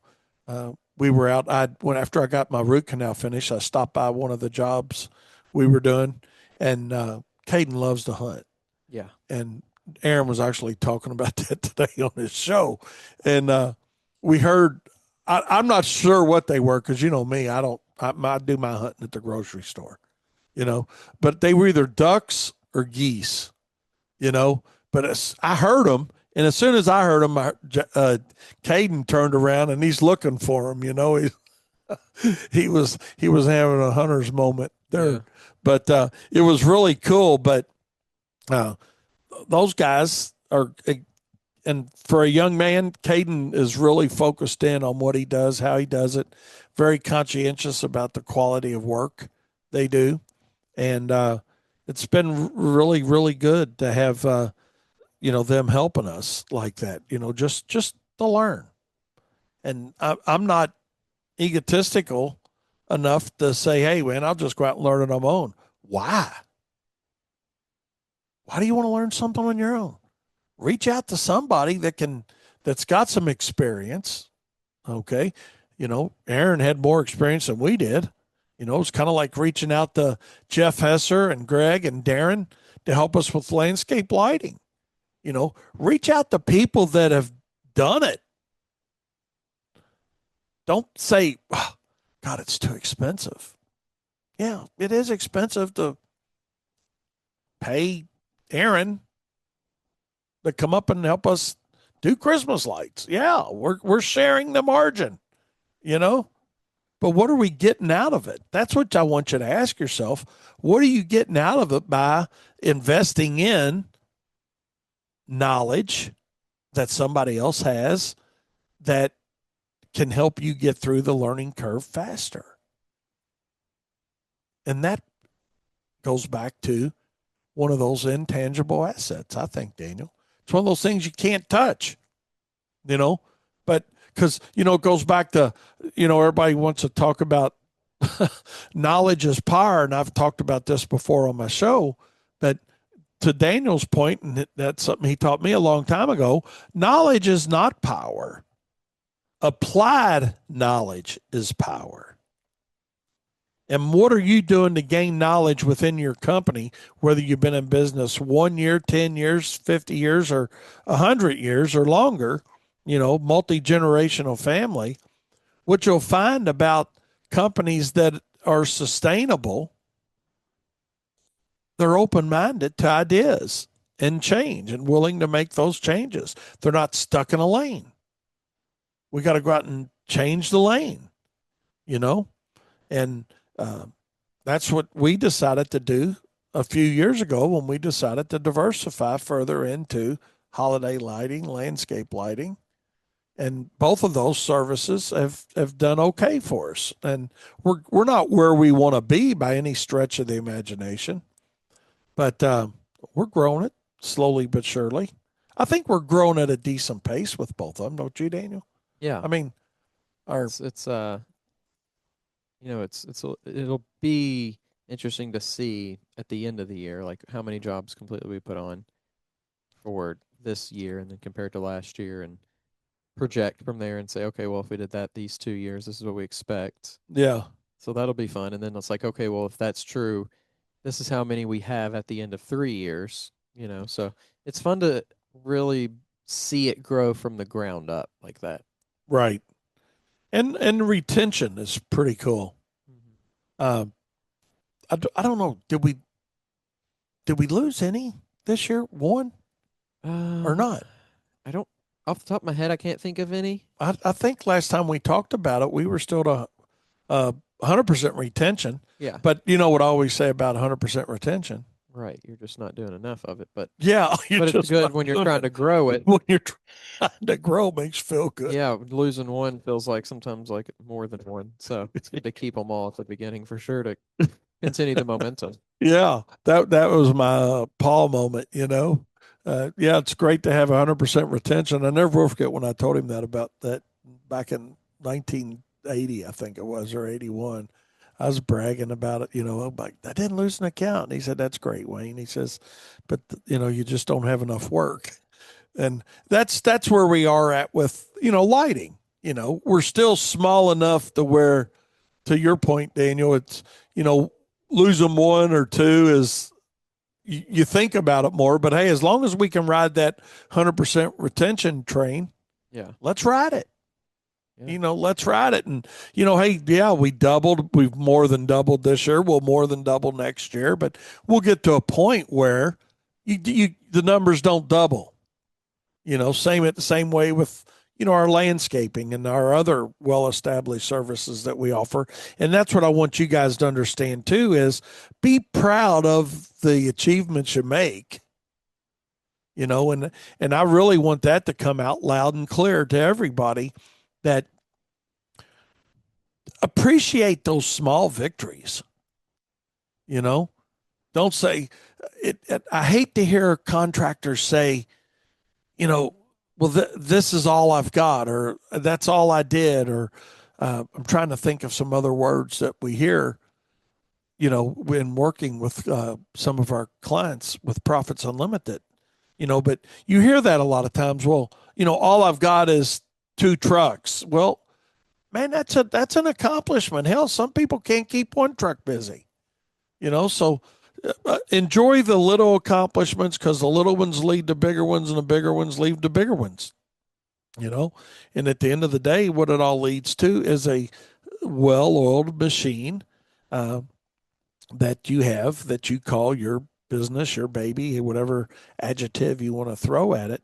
But I want to give a shout out on Christmas lights and Aaron and Caden and his team working with our team on it, and we're getting quite a few houses done. I think our goal today is, I don't know, I think we got another 800 or 900 feet of lights we're putting up residentially.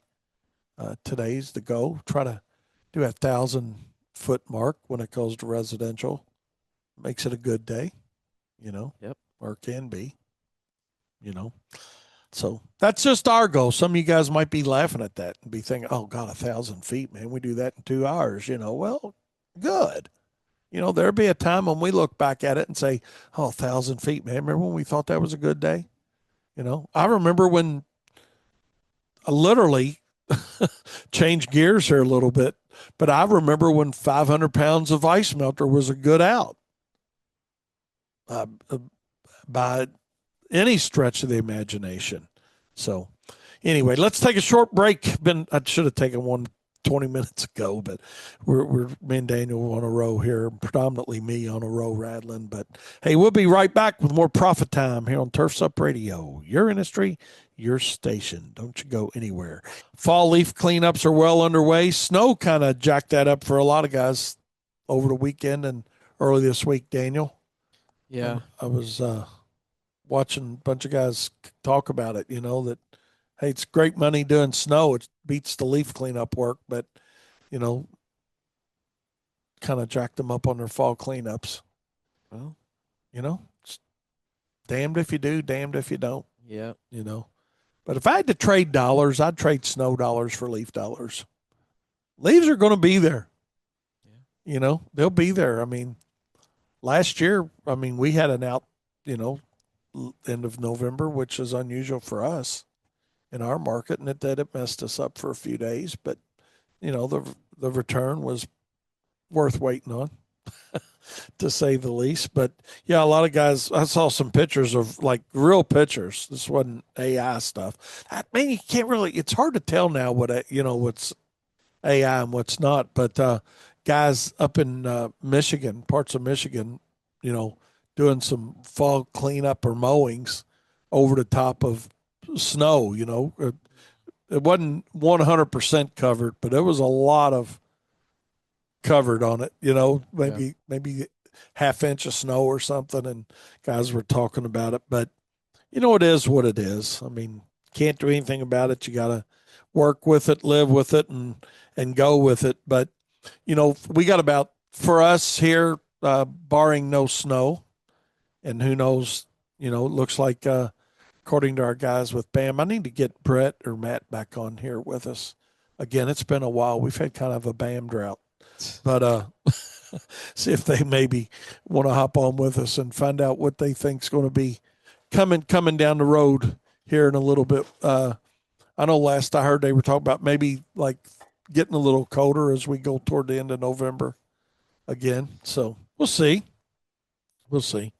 One thing we can't do anything about is the weather. Yeah. You just do what you can do in it or out of it, right? Yeah. That's why we diversify. That's right. Diversify those services down.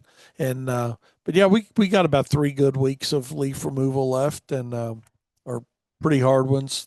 Steady. When I say hard, I mean steady leaf removal. And Thanksgiving week, I'm curious how you guys do it. I know on Thanksgiving week we only take care of our contracted residential customers. We don't do any call-in work the week of Thanksgiving. Just curious if you guys want to share how you all handle that, or if by then you've got most all your work done. But we try to save Thanksgiving week for all of our residential contract customers, for any type of final or leaf cleanup that they need. Just give them that, extend that professional courtesy to them, because we got a short week. I mean, 3 days, because we're not working Thanksgiving, and a lot of times we take Friday off afterwards. So, just curious how you guys do it. If anybody wants to share, be sure to do that. You can reach me at 502-550-8307. Let me know. And we got our new turf line, 856-446-8873. That's 856-446-8873. It's our new turf line. You can text that as well. So and that's for any of the shows here on Turf's Up Radio. So fall leaf cleanups, we love to hate them. And I just like to get done with leaves. Daniel, I don't know why. I don't hate leaves. I just always glad when they're done. It's a lot of, it seems to be, and again, I mean, come on, I know you guys are listening. Y'all got it. I'm curious how y'all feel about it. It's just like you're glad when it starts, but you're glad when it's done. It's the,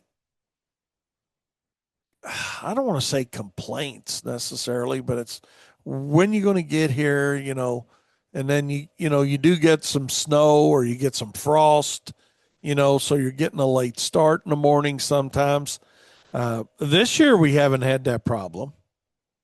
Really, I mean, we've been really fortunate with frost this whole fall season, honestly. But just looking forward to, today's the 12th. What day is Thanksgiving on? 27th, I think. 27th. So 14 more days, and then it really doesn't matter. It's like Thanksgiving's the push point. Yeah. That is the big push point. And as you know, as we grow near and get closer, and that's all weather driven too, man. If we can have some good weather, if we can have some good weather between now and then as well, it gives us a chance to be able to do more call in leaf work. We always fill in, with people that just want their leaves vacked because we do provide that service. So, if John Q. Public wants to blow their leaves to the street or, whatever, we can always get by and vacuum them up. We got the capacity, excuse me, to do that for sure. But, yep, let's see what we got text wise here.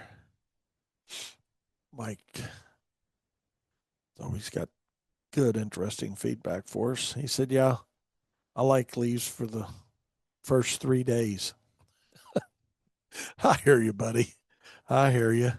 I guess you guys are probably hard at it down there too in Bowling Green area, doing your leaves, and I guess some guys are might be finishing up too. That'd be but the further north you go, north and up in the upper part of the Midwest, those guys had a significant amount of snow. I know northern Indiana ended up with, double-digit snow total. So there'll be a minute before that melts off. That's crazy. Our buddies up in Valparaiso, which is northeast Indiana, for those of you guys that don't know, they got their fair share of snow, and I'd say the top 20% of Indiana had quite a bit of snow from what it looked like just on the what they were showing, on TV and whatnot. And Mike and his team were talking about it on BAM weather when it was actually going on. Certainly overachieved, to say the least. So, speaking of overachieving, let's take a short break before we wrap this up today here on Profit Time here on Turfs Up Radio. Your industry, your station. All righty then. Welcome back. Welcome back as we're running up on the end of it today here on Profit Time. Seth says, as far as Thanksgiving, sometimes in the past, we've taken Wednesday off. It's all about weather and adaptability. True that, man. That is very, very true. And the willingness to do so.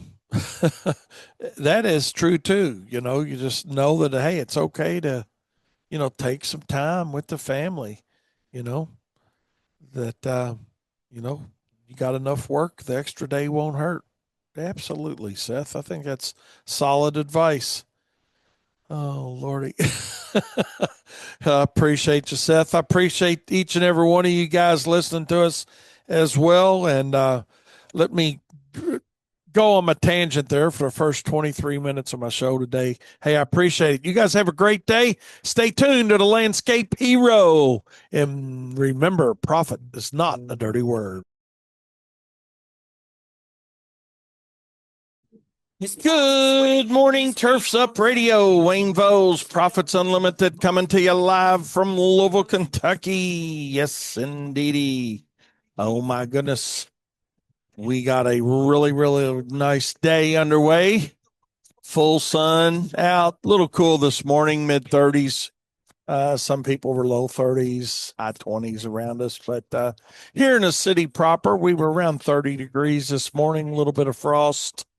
Nothing too crazy, no scraping of windows or anything like that. But oh my, here we are, kicking off another day, another dollar. So that's the plan anyway. So, hey, appreciate you guys tuning in today to us here on Profit Time here on Turfs Up Radio. And got a great show planned. We're going to talk a little bit about a few different things, and then based on what kind of feedback I get from you guys. Sometimes, hey, we get going down another lane, and that's okay too. So, however, the wind blows us today, no pun intended.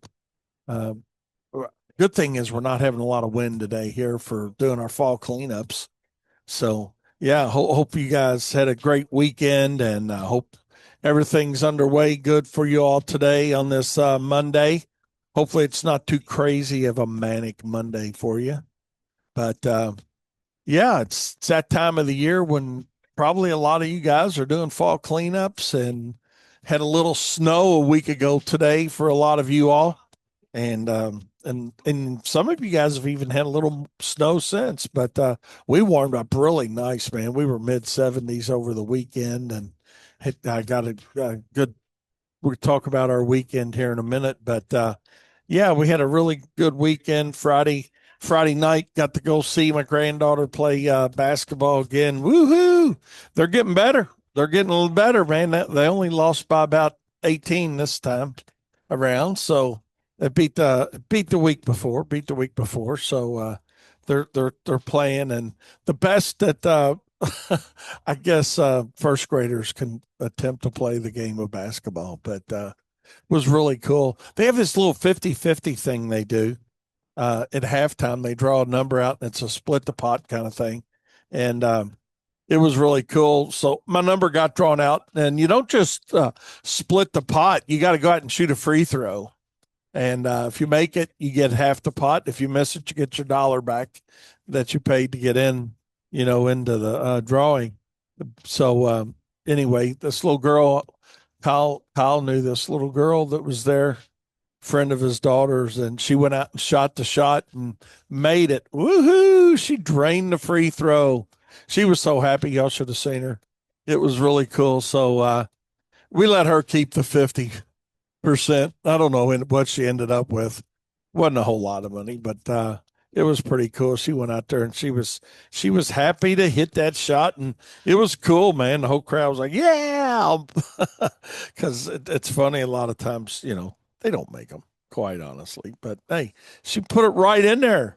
So I told her, I said, "Hey, just take that and put that into your Christmas shopping money for this year." So she was really excited.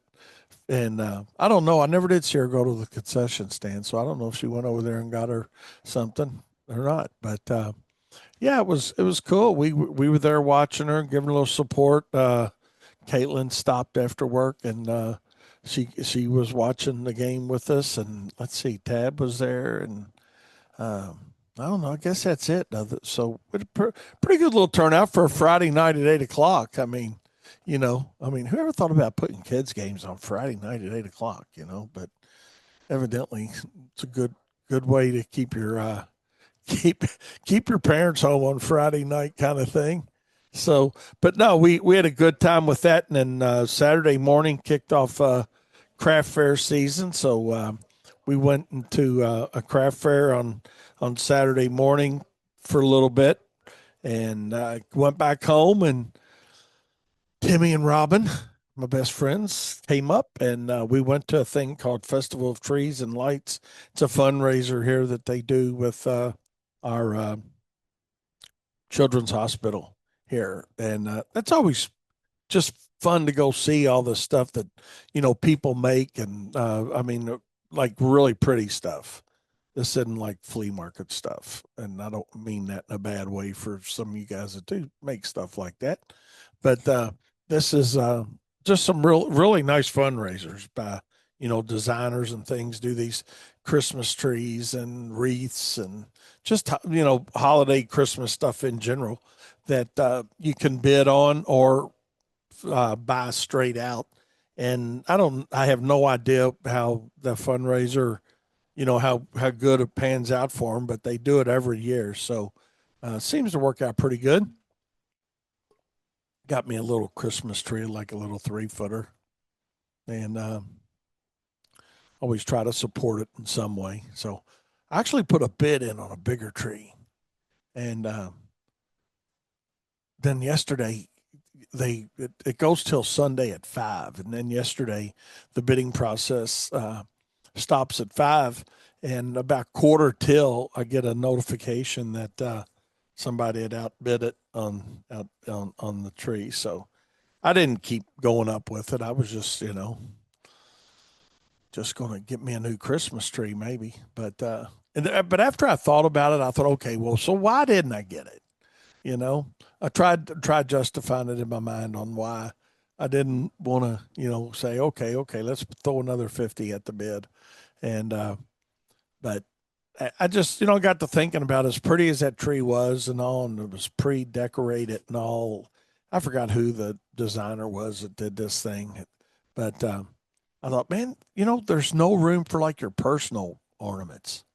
And I don't know, after I got thinking about that, I thought, well, that would have kind of sucked, really. I mean, not not having a place to put all your, like your kids' ornaments that they made you and all that stuff. So I don't know. I don't want to get sentimental here, but anyways, there you go. So that's what I did over the weekend. Other than yesterday, we had a pretty good adventure. I'll tell you guys a little bit about that as well. So hopefully you guys had a good weekend and got to enjoy a little bit of family time, fun time, whatever it is that you like doing. So that's what we did over the weekend, and that was pretty much it. Went out to a place called the Spaghetti Factory and had um, dinner before we went to the Festival of Trees and Lights. And man, they have this soup. Oh my God.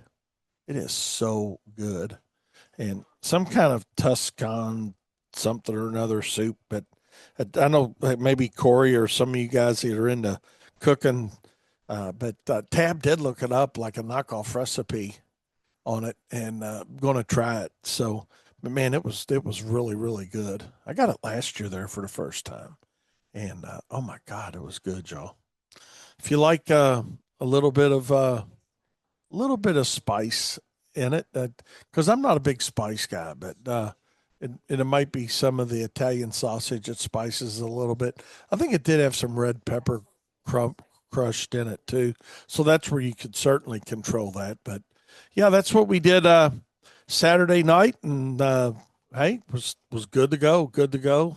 Got home and hit the hay, and was glad to do that too. It was a little bit of a long day. Not tiring by any stretch of the imagination. Hell, we didn't really do anything. But yeah, I'd be curious to know what you guys maybe did over the weekend. What was fun for you? And yeah, let me know. Let me know. You can reach me at 502-550-8307. It's 502-550-8307 for some of you new guys that may be listening to us. We certainly do appreciate you tuning in, and we're going to take a short break, and we'll be right back with more Profit Time here on Turfs Up Radio. Your industry, your station. Don't you go anywhere. Fall cleanups are underway. Doing a little mulching, doing a little vacuuming, doing a little making people happy. We're taking full advantage of the day here at WLS, to say the least. We're going to, because today's going to be a dry day for us, and tomorrow's looking pretty drippy, evidently. After midnight, come in with some showers, but tomorrow's looking pretty wet. So we'll see how that all pans out and what that actually turns into here for us. And then maybe a little break on some dry weather on Wednesday and part of Thursday. But hey, it's too far out to throw darts at this point in time. So I do know that. So we'll see. But hey, what we do know is it's really nice out there today. It's sunny. It's not too windy, and should be a decent day to get some leaves done. So whether we're mulching them, vacuuming them, some of both, just depends.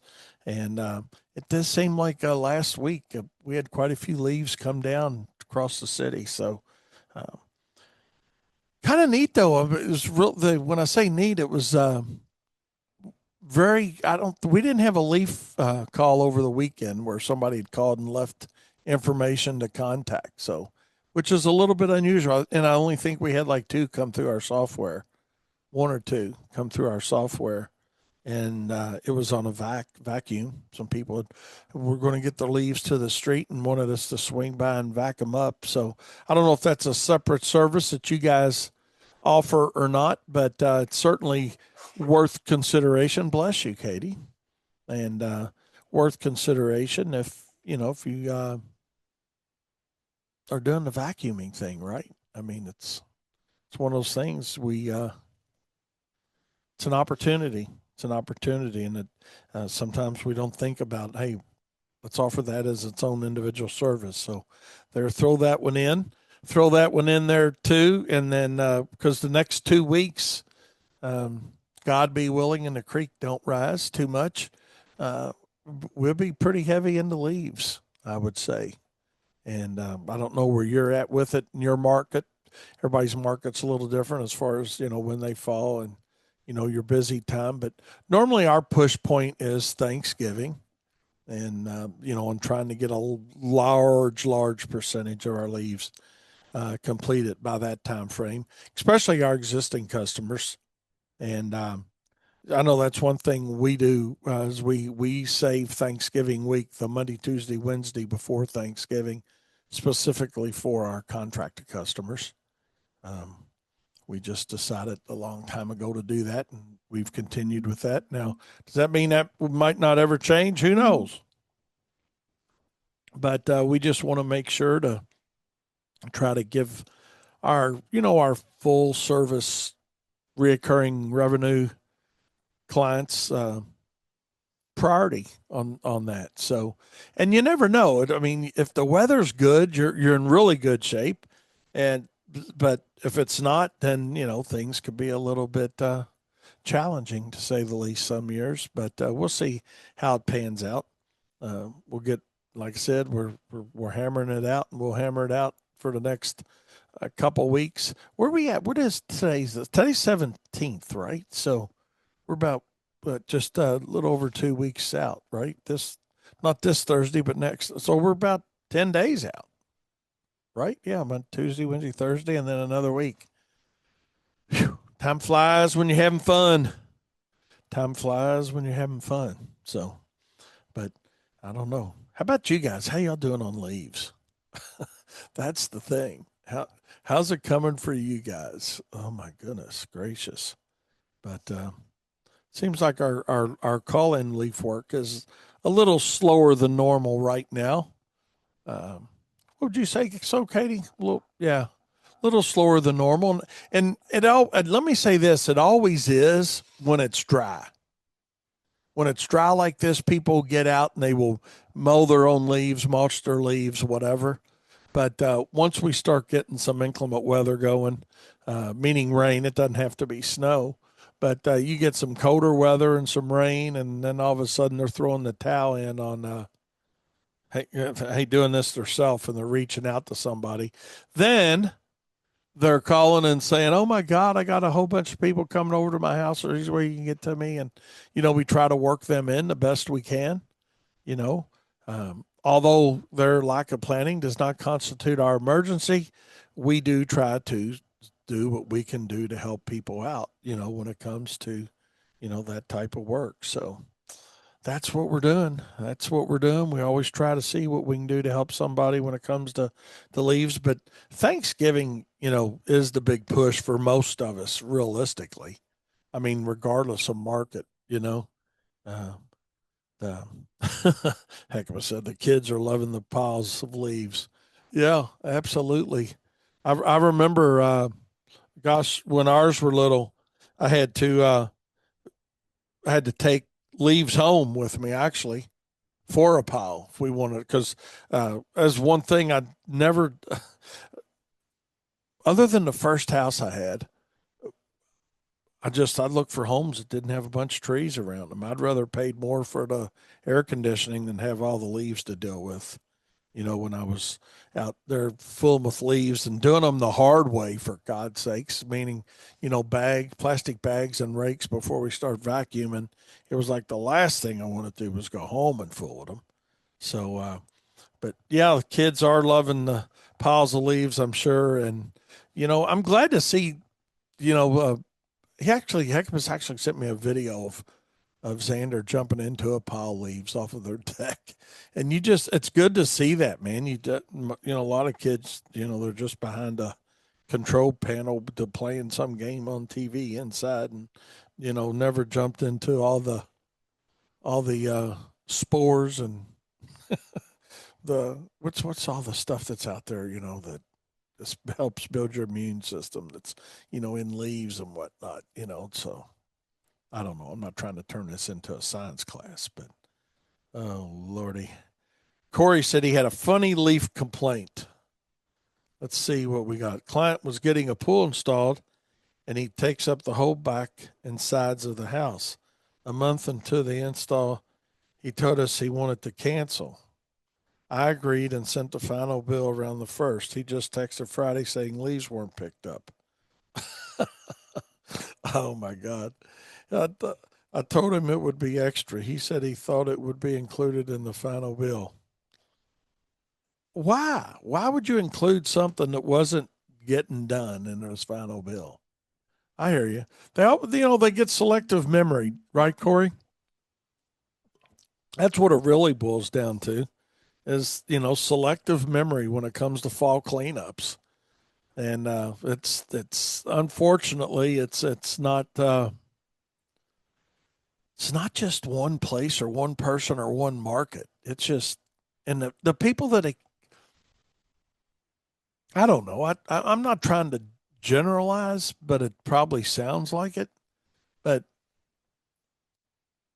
I just don't leaves. And like I said, it's a love hate relationship. It really is. Leaves are definitely a love hate relationship, and you get a situation like Corey's got here, and I mean, why would you assume that something's included when you? Lord, I don't know. Let's just leave it that Corey. Good luck. Be curious how it works out for you, man, or how it did work out, or But if it wasn't listed as part of the final bill, then obviously it wasn't included. So time to pony up, and if you want something done, hey, be happy to do it. But gosh, it just seems like it's always something. Lack of.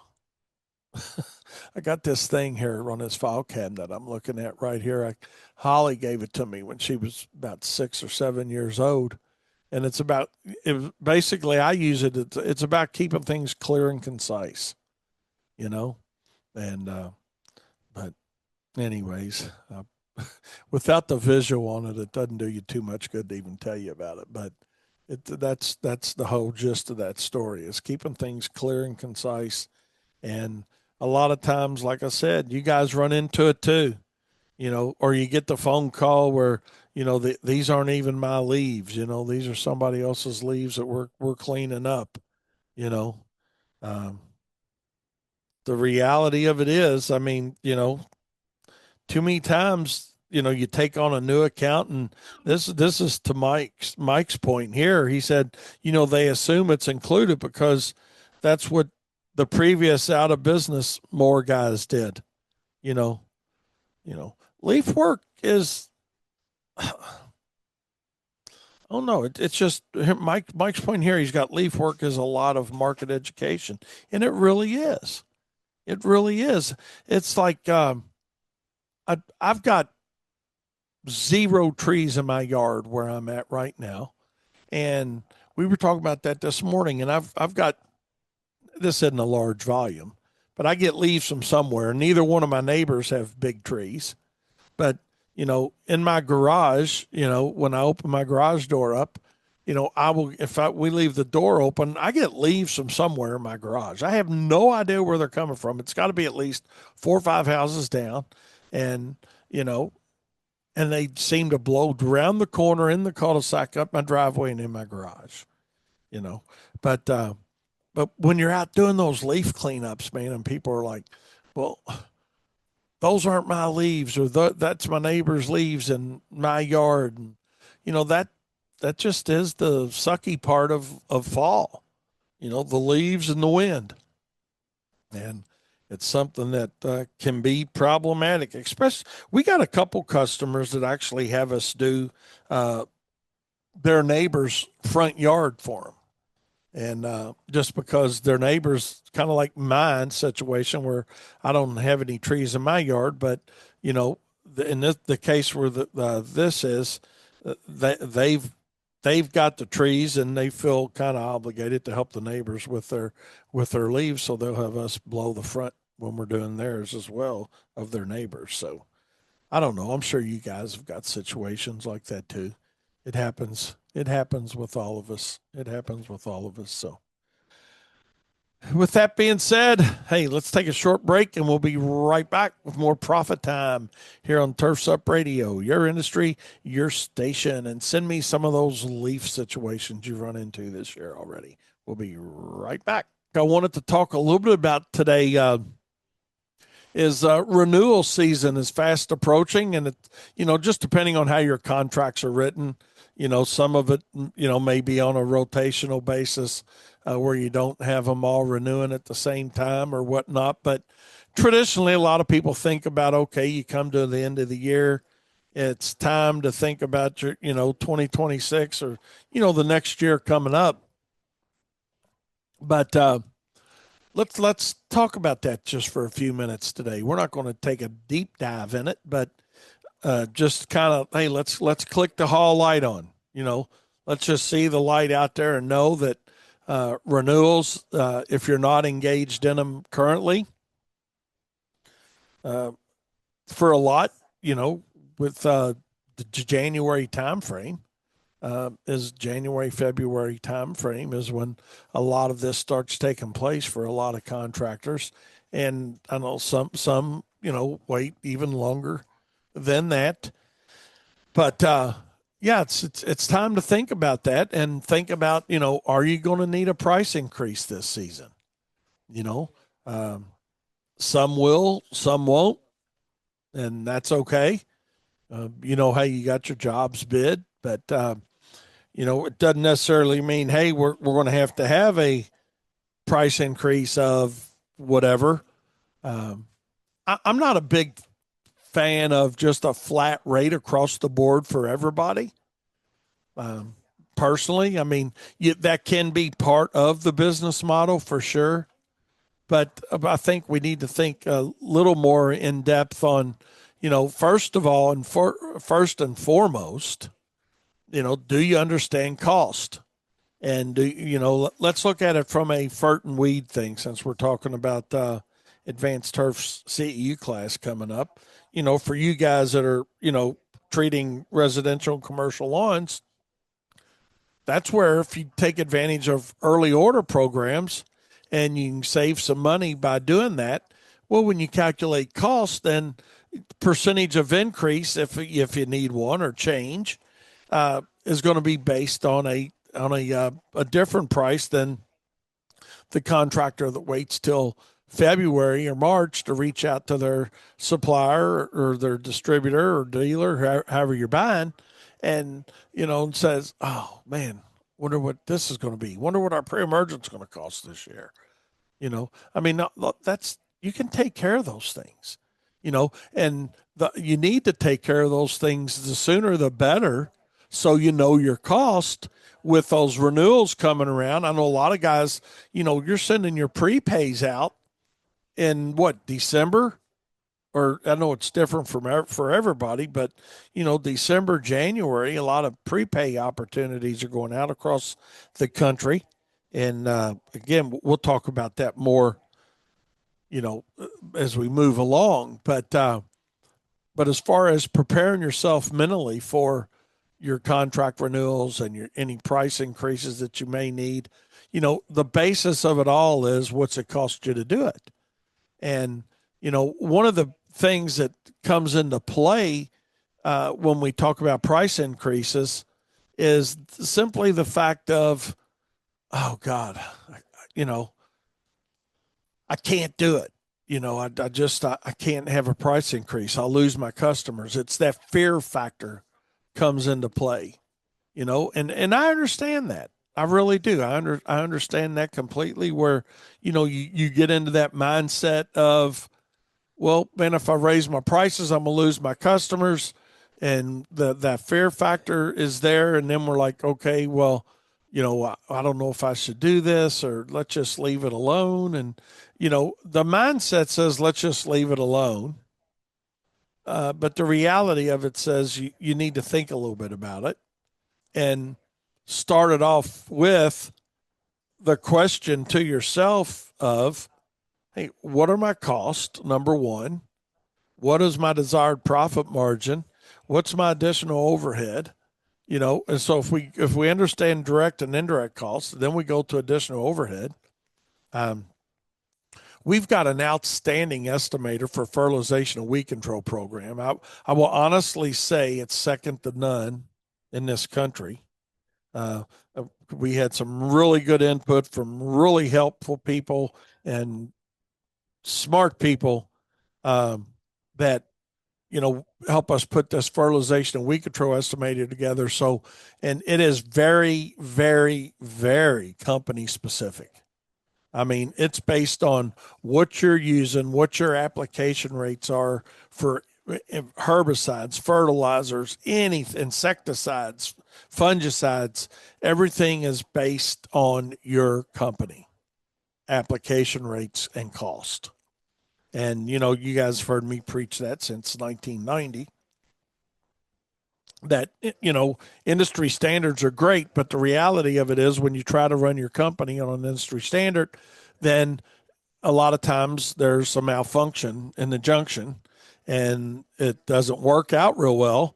And that's putting it mildly, that's putting it mildly. So, for you guys that are doing fert and weed and you're not 100% sure, what your what your costs are in that program. How many times, as a distributor or dealer, whatnot, don't you get that question from, the contractors that are buying from you? Man, what's the going rate? What should I charge for a fertilizer application? What should I charge for a weed control application? Take the guesswork out of it, man. Help your end users understand that there is a methodology out there that is simple to use. It's not software. They're not going to be changing, if you're, regardless of whose software you're using, you're not changing that. This is just simply a cost calculator for your fertilization and weed control program. And absolutely 100% on target as far as calculating what your costs are and what your selling price should be based on your overhead, your use rates. So, check it out. And, and the only way we can do this, is to understand, what our costs are, what do we anticipate our new costs to be. And guess what? How are we going to do that? Right. I mean, you got to sit down and say, okay, hey, I paid this year. This is what I'm paying next year for insurance or my anticipated fuel cost or my anticipated uniform, my shirts, my hats, my hoodies, my cell phones, my paper, my pens, my pencils, all these things that your company spends money on. You need to understand that you've got to track expenses, number one, then put your best guess methodology together for what those expenses may be. And guess what that's called? That's called developing a budget. And then, hey, what is my desired profit margin? But that's what we need to think about. But then even above and beyond that, the simple things that and that's not complicated really. It's just, you got to think about it a little bit.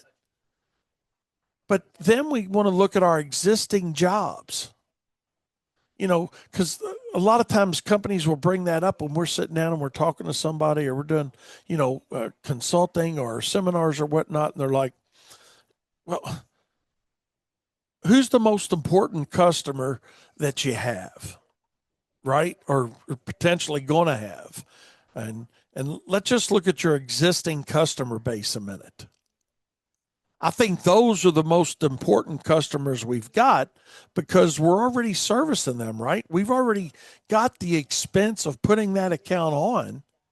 So my point of that is, are you tracking your time on your reoccurring revenue jobs?